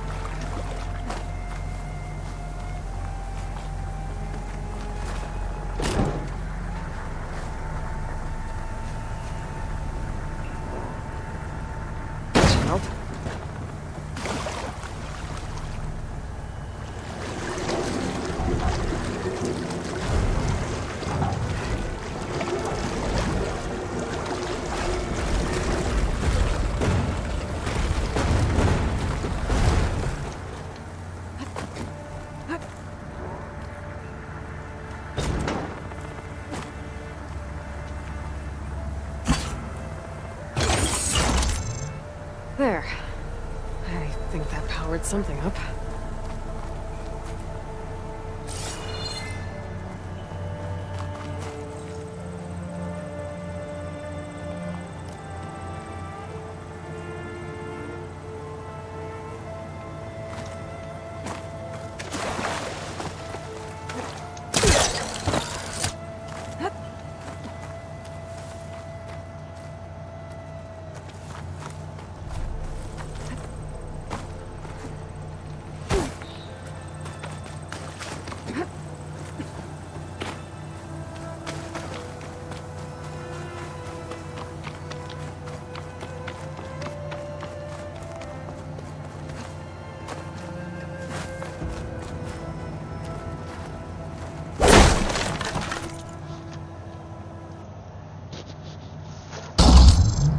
There. I think that powered something up. This could be useful.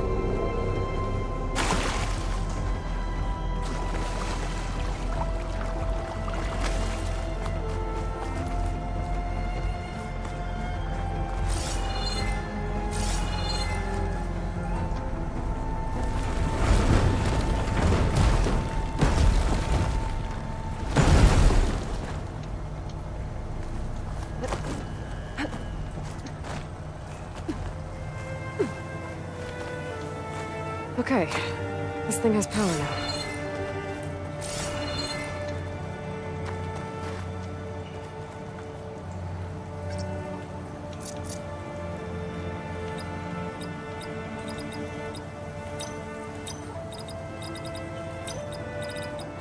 That didn't work.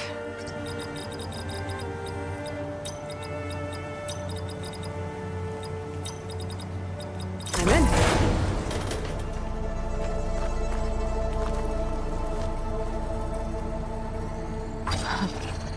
What is this thing? Guess I'll hold on to it for now. Might find a use for it later.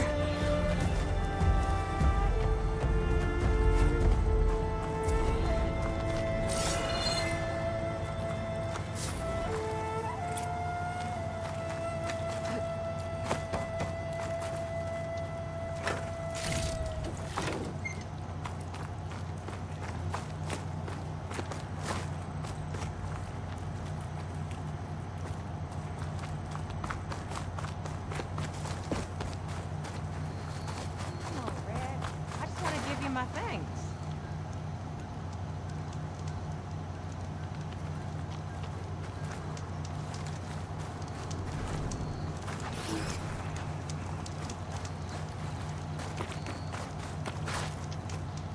If it isn't the hero of the day. Sure, I'm glad you came by when you did. Are you all Delvers? We've been working No Man's Land for a while. I was hoping to get back to Barren Light by the time they opened the gates, you know? After that embassy of theirs. Seeing as how we almost got minced to pieces just now, I'm guessing things didn't go so well. You could say that. It's not like No Man's Land was safe to begin with. But I didn't think I'd have to worry about the Sanak in neutral territory. And now, they're riding machines. If you were headed back to Barren Light, why did you stop here? We ran across some ruins nearby. Thought we'd take a gander, find some good salvage. But the place is full of weird red crystals. Can't get through the stuff. So we ended up making camp here. First thing tomorrow, though, we head straight to Barren Light. Should probably send a message to our crew down at Jagged Deep about all this, too. Jagged Deep? It's a dig site by this big lake down south. Old world scrap everywhere. Can't miss it. And that's my cue. Here. Thanks for helping us out. Maybe I'll get into more trouble and see you around. Well, let's hope not.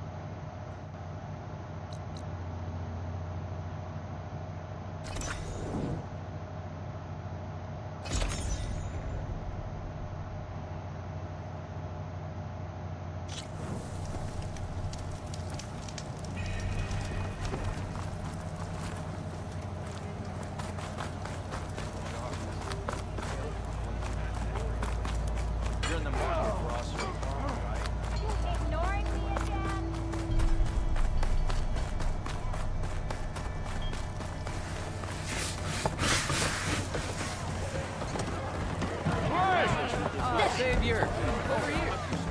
Let's get them 2 orders of rogue steel. Savior, thank you for taking the time. And my condolences that you had to endure Ulvin's bloviating. I've dealt with worse. It sounds like he's really trying to put you over the barrel. The idea that the Karja purposely let bristlebacks into the Daunt, it's completely absurd. But the louder and longer he says it, the more support he'll get for his damned concession decree. How did the bristlebacks get into the Daunt? No one knows for sure. The first report of them came from west of the quarry. But unless they have wings I don't know about, I don't see how they could have come over the mountains. No other way in. The only way I know about is Barren Light. Look, if you can get to the bottom of this, I can offer a considerable bounty in return. Help me shut Ulvin up.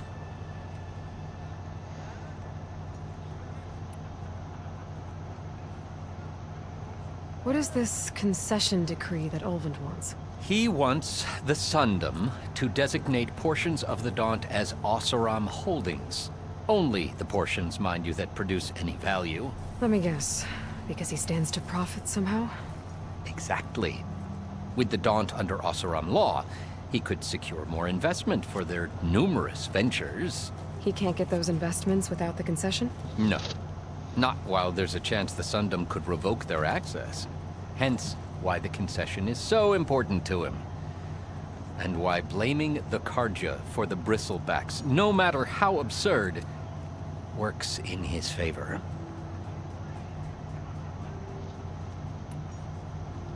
How does blaming the Karja for the bristlebacks help Ulvin get his concession? Look around. This may be the Sundom, but Chainscrape is all gears and rust and bad ale. Claiming that the Karja loosed the bristlebacks in order to intimidate Oseram laborers into obedience. Well, let's just say no one here has forgotten the atrocities of the Mad Sun King, even with the Valley working again.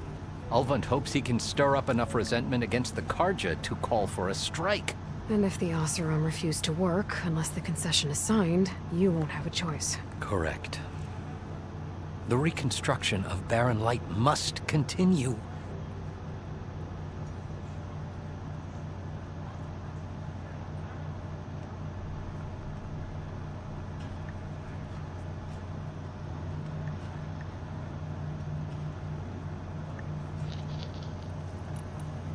You said the bristlebacks were first spotted west of the quarry? Yes, according to one terrified laborer, said the ground trembled before they came charging down the hillside. He took off and ran all the way here. Good place to start looking, then. If you learn the truth, maybe Ulvund will stop blaming the Karja for every problem under the sun, and maybe then he'll actually focus on rebuilding Barren Light instead.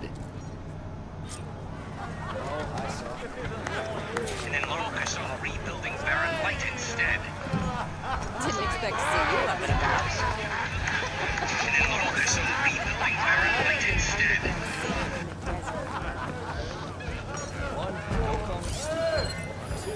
I don't know. I didn't put it there.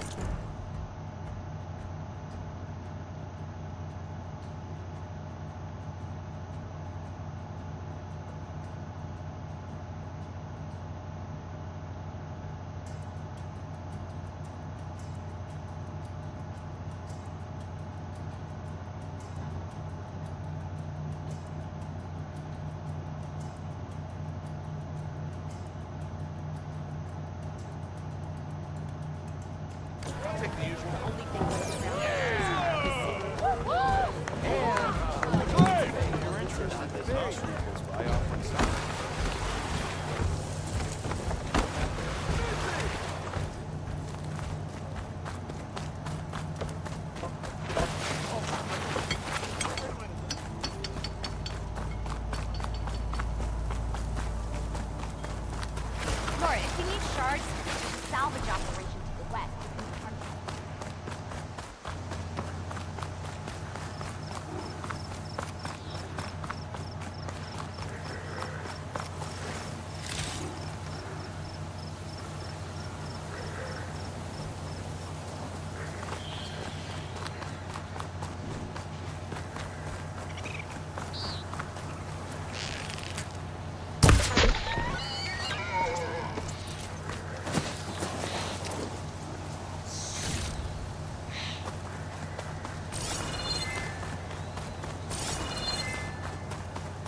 we try to line up the Vista Point image again. I should be within range.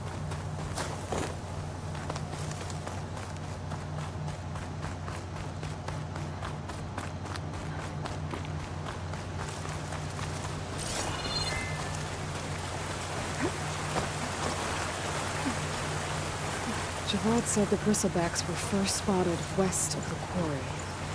I should see if there's anything in the back of the valley.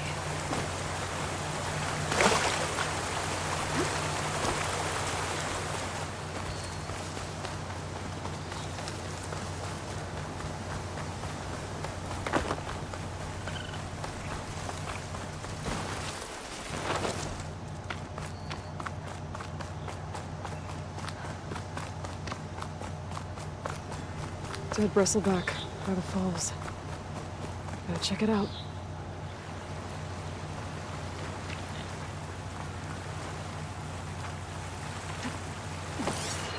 It's strange.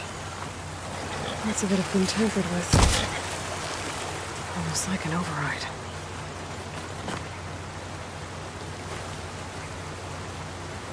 Looks like it died on impact. Maybe it charged off the cliff up there. I better keep following the trail up.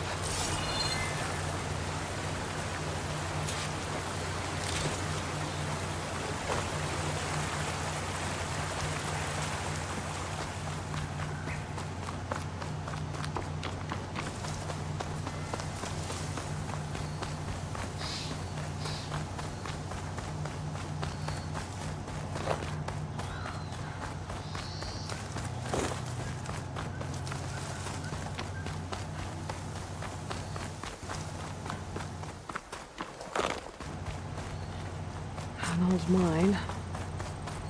And a lot of broken trees. It's like a stampede went through. Is this where the bristlebacks came from? But how? Unless this cave leads out of the Daunt.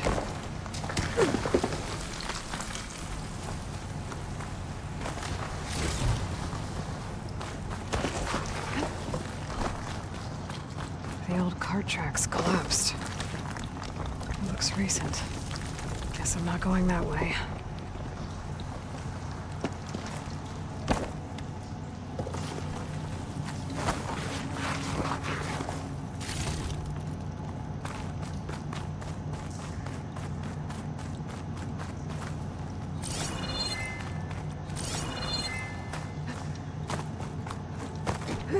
There's smoke from deeper in the mine. An explosion? Bristlebacks. So they did come through here. They must have gotten trapped. I'm gonna have to take them out before I can look around.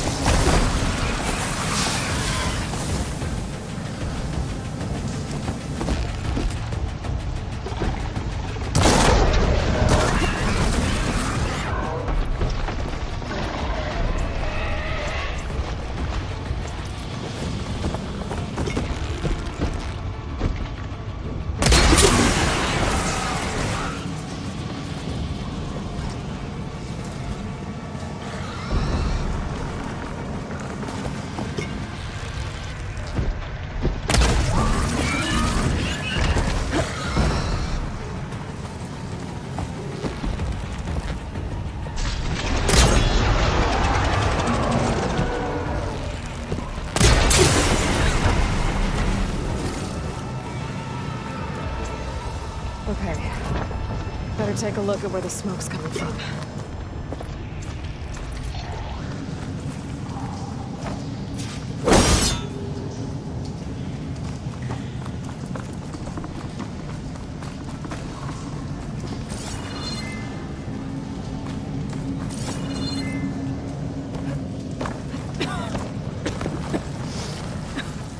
There's a lot of smoke. Looks like the mine runs pretty far back.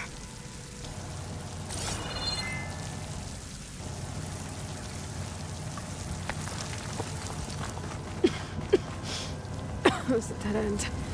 Bristlebacks must have collapsed these tracks too.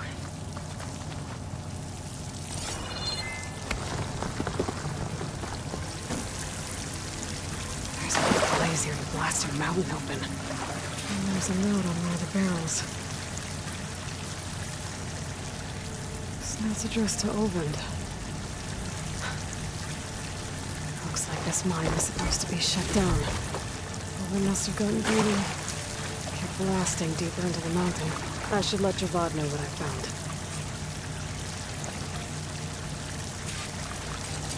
I don't think it'll connect.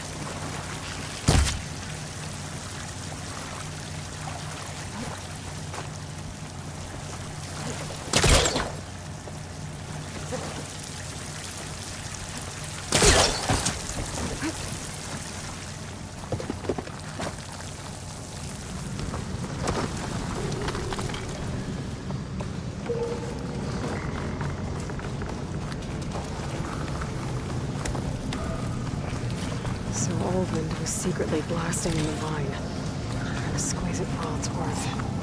Until Bristleback stampeded through. Maybe the explosions blew a way open? But from where?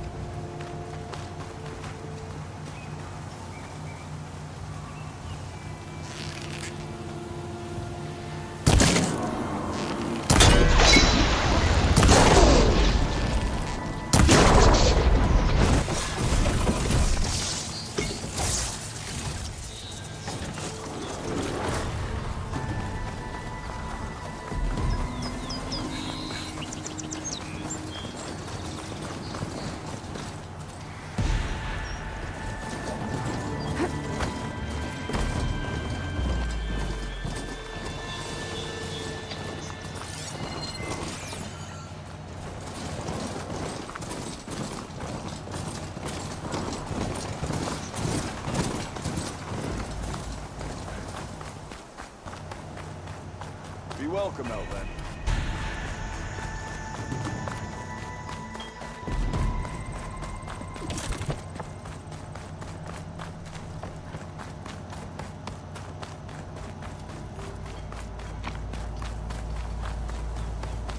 You! I know you see me. If you're interested, there's an Austrian close by off myself.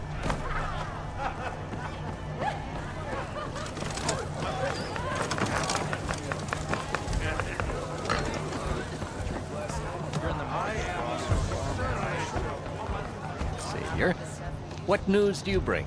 Picked up the bristleback trail by the quarry. Looks like they stampeded out of a mine at the back of the valley. The mine? How could a herd of bristlebacks come from there? I'm not sure, but Ulvin's workers were using explosives to tap the tunnels inside. For the love of Dawn, I told him it wasn't worth the risk. Those tunnels, they run for miles underground, even beyond the Daunt. No, you don't think... That Ulvin's blasting opened up a passage from the other side? Perhaps. Yes, perhaps. If this is true, we need confirmation. An inquiry. So thorough, so irrefutable, endorsed by the Savior. All right, I'll keep looking.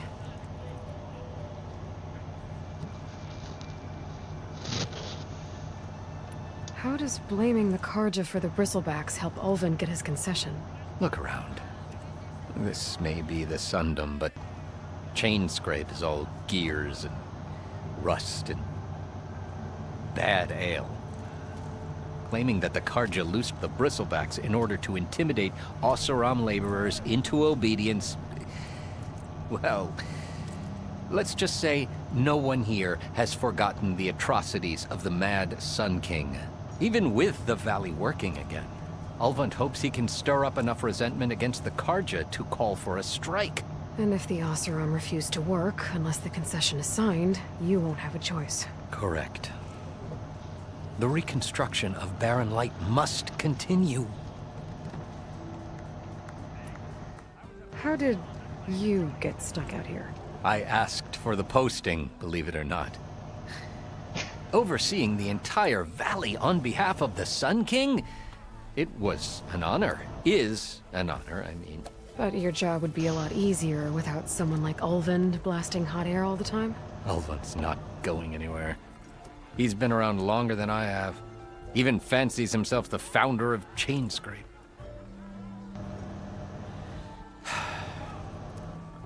I'll find a way to live with him.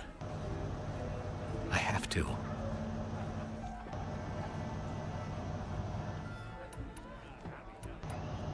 I need to go. Of course.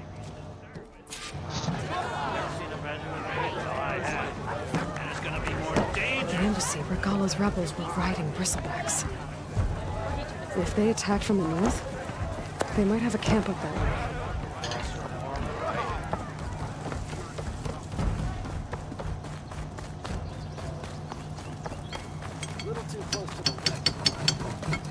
Eyes up here, sister!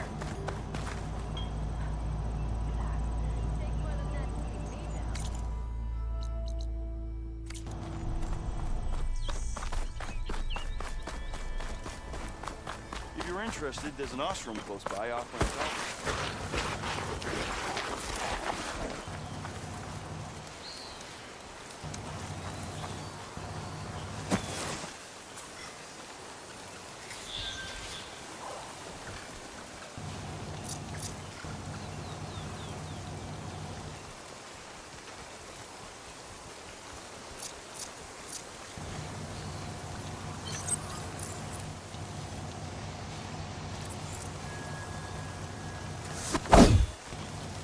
What cauldron did you come from?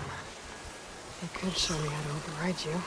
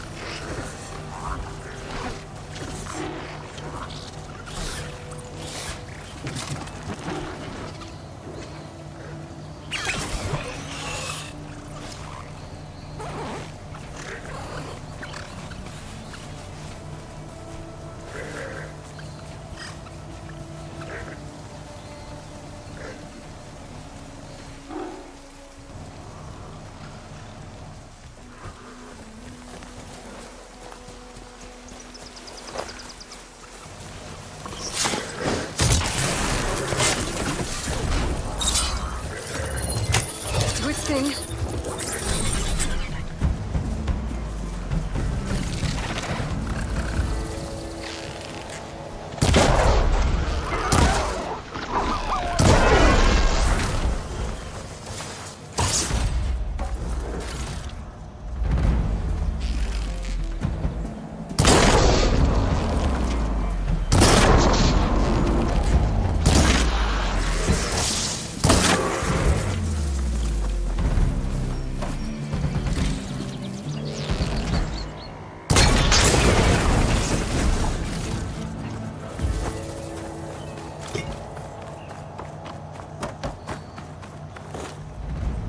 Time to waste.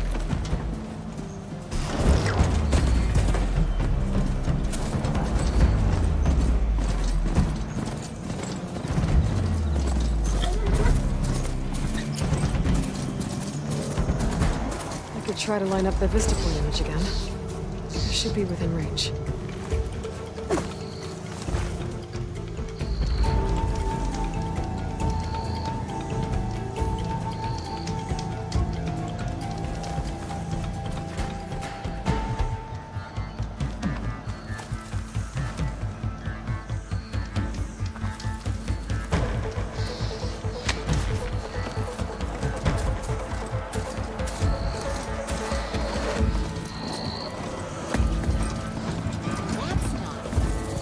If you see him, say hi to him.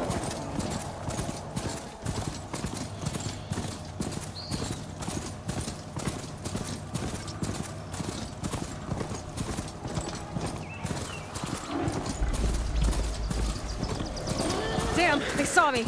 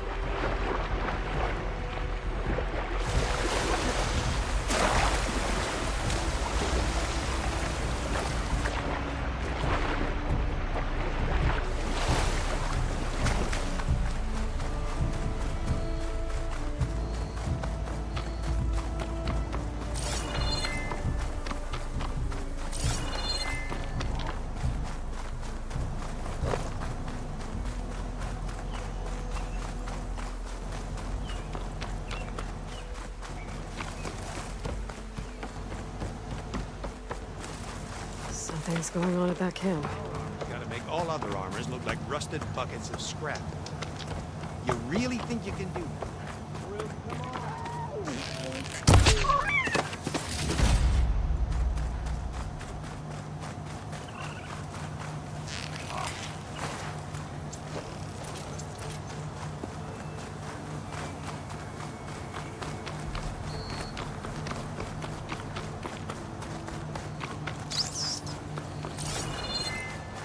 Take this to a dyer later.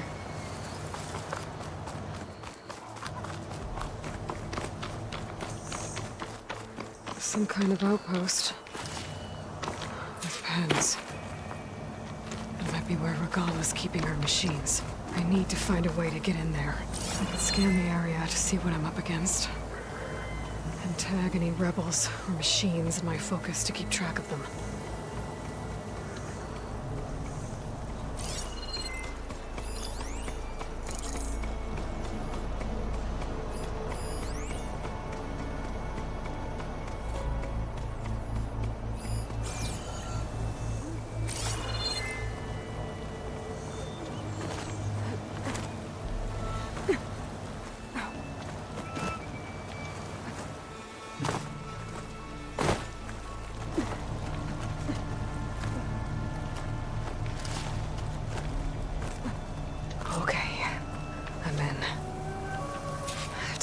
This place before I can look around.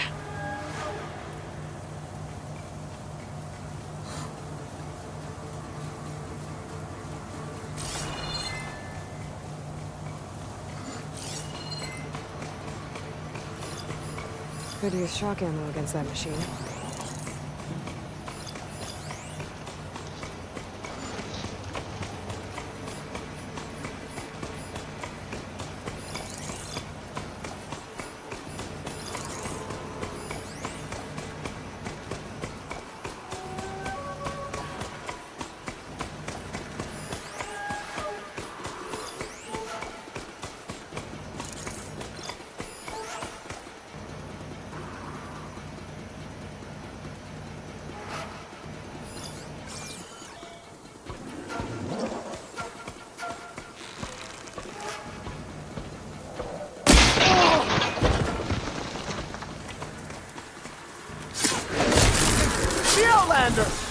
To arms!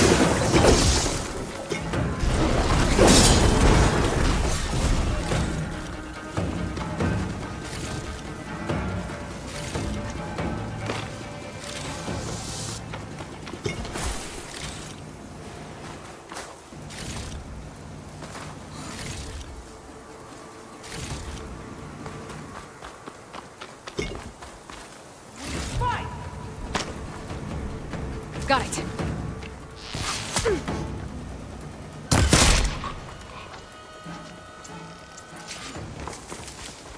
lot of pens, not that many machines. Where'd they all go? Better check in that cave.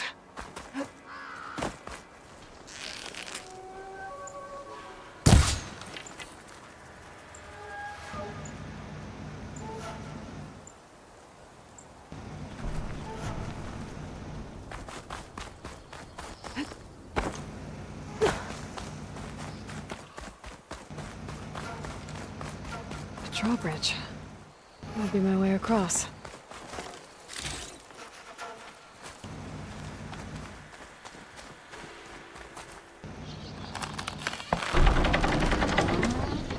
That's one half of the bridge. How to drop the other side?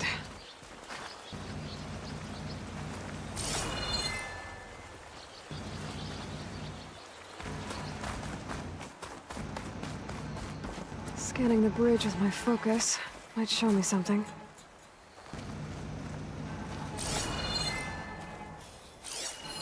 Looks like there are a couple of weak points. Where the ropes attached to the bridge.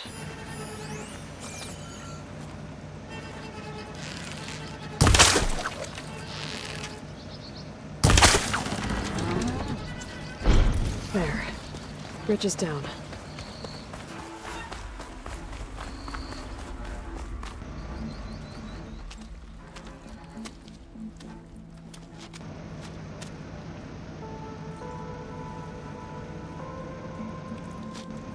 Bristleback. It looks like it fell into a tunnel. So the rebels were keeping bristlebacks here. The machines fell into the tunnel, which must have collapsed as they ran further in. What if Olvin's explosives created the sinkhole? I should head back to Chainscrape to let Javad know.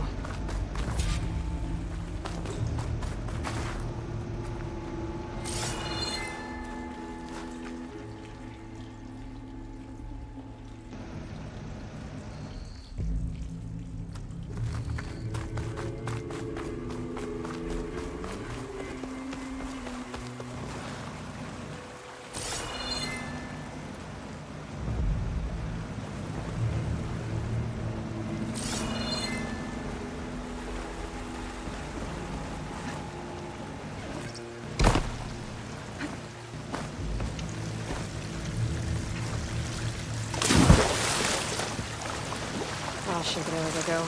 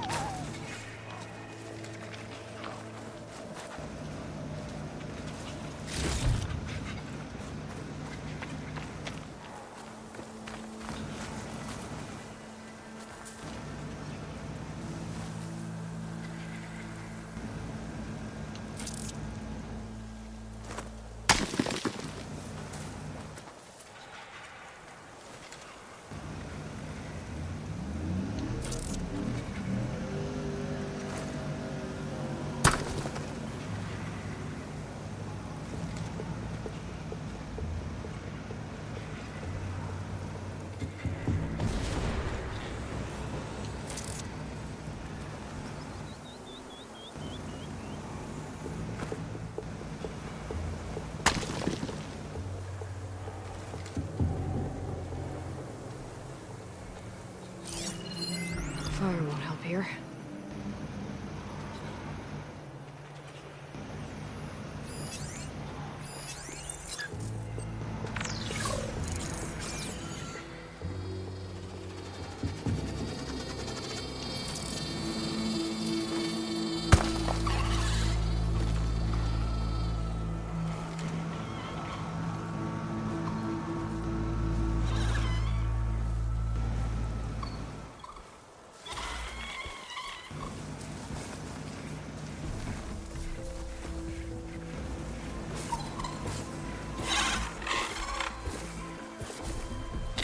What, me?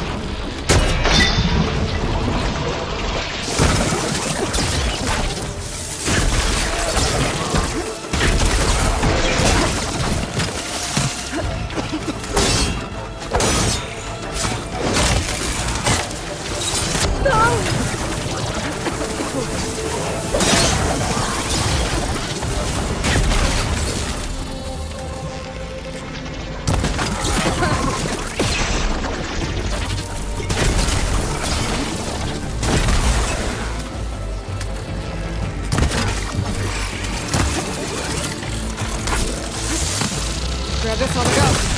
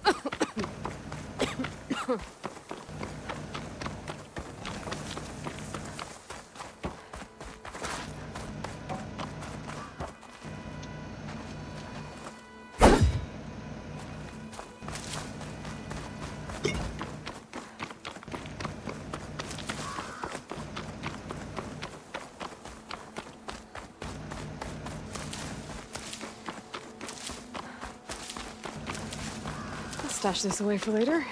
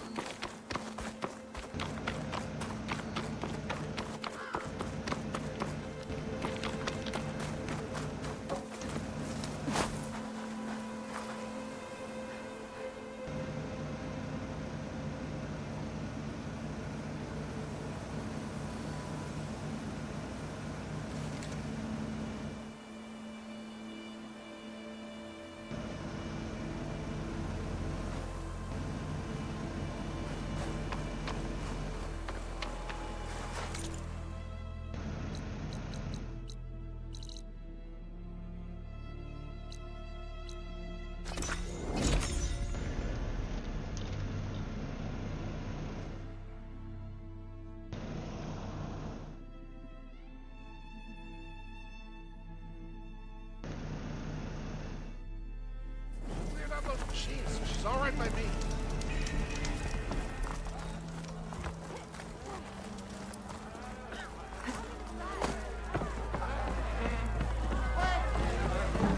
Nora, if you need shards, there's a salvage operation to the west. Nora, if you need shards, there's a salvage operation. So, you've returned from the west. Any luck? The bristlebacks were being penned by Tanakh rebels on the other side of the mountains.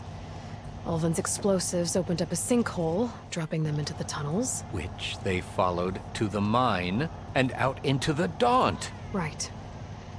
Aside from the rebels, if anyone is to blame for the bristlebacks, it's Ulvin. Radiant beams of the sun. And all this time he was pointing the finger at us. Bring Ulvin here. Petra, too.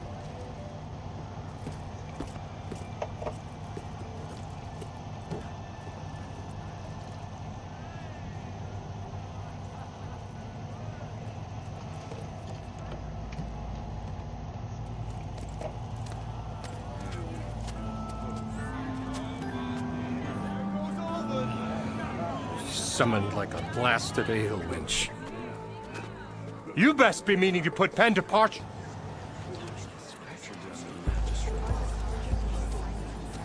What? Why's she here? I live here too, lugnut.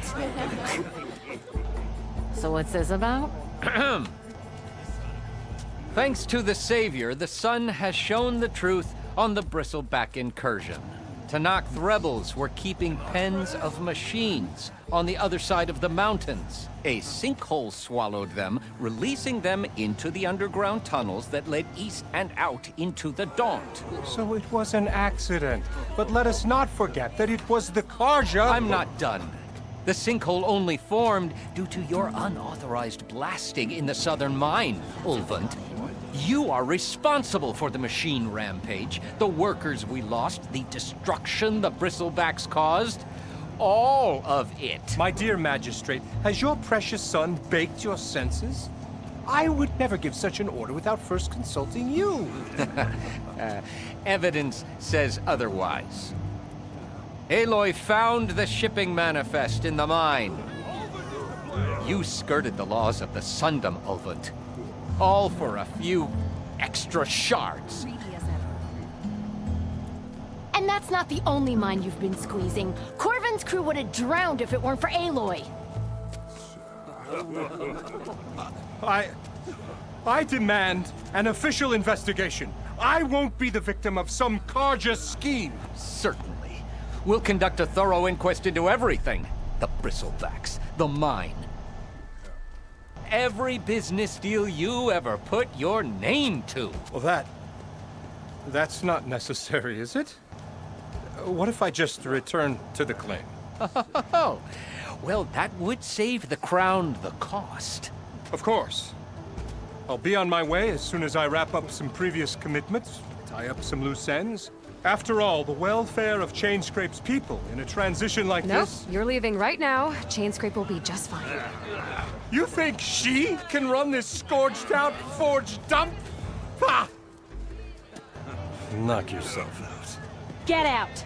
Oh, don't want you, don't need Down with all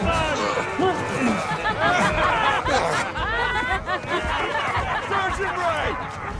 Get off me! Mud looks good on you, Alvin. As the sun burns away shadow.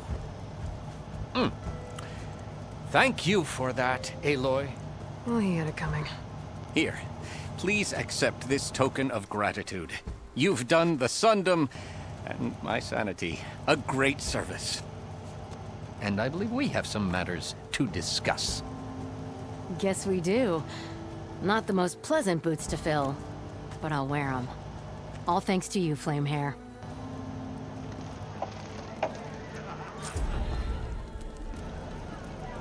Okay. Chainscrape will be better off with Petra in charge.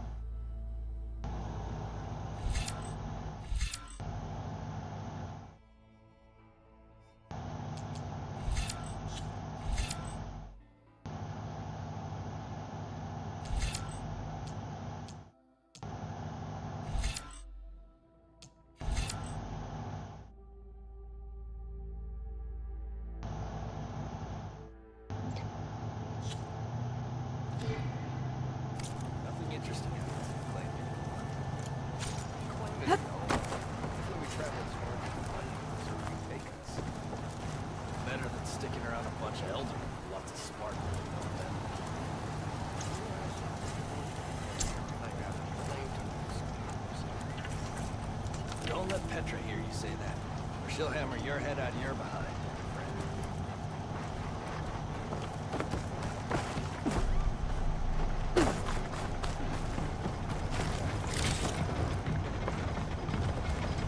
Nora, if you need shards, there's a salvage operation to the west.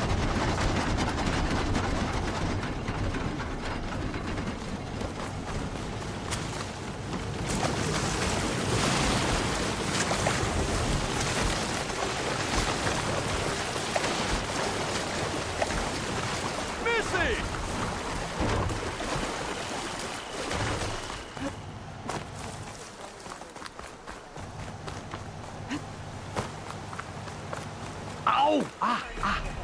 Welcome to my life.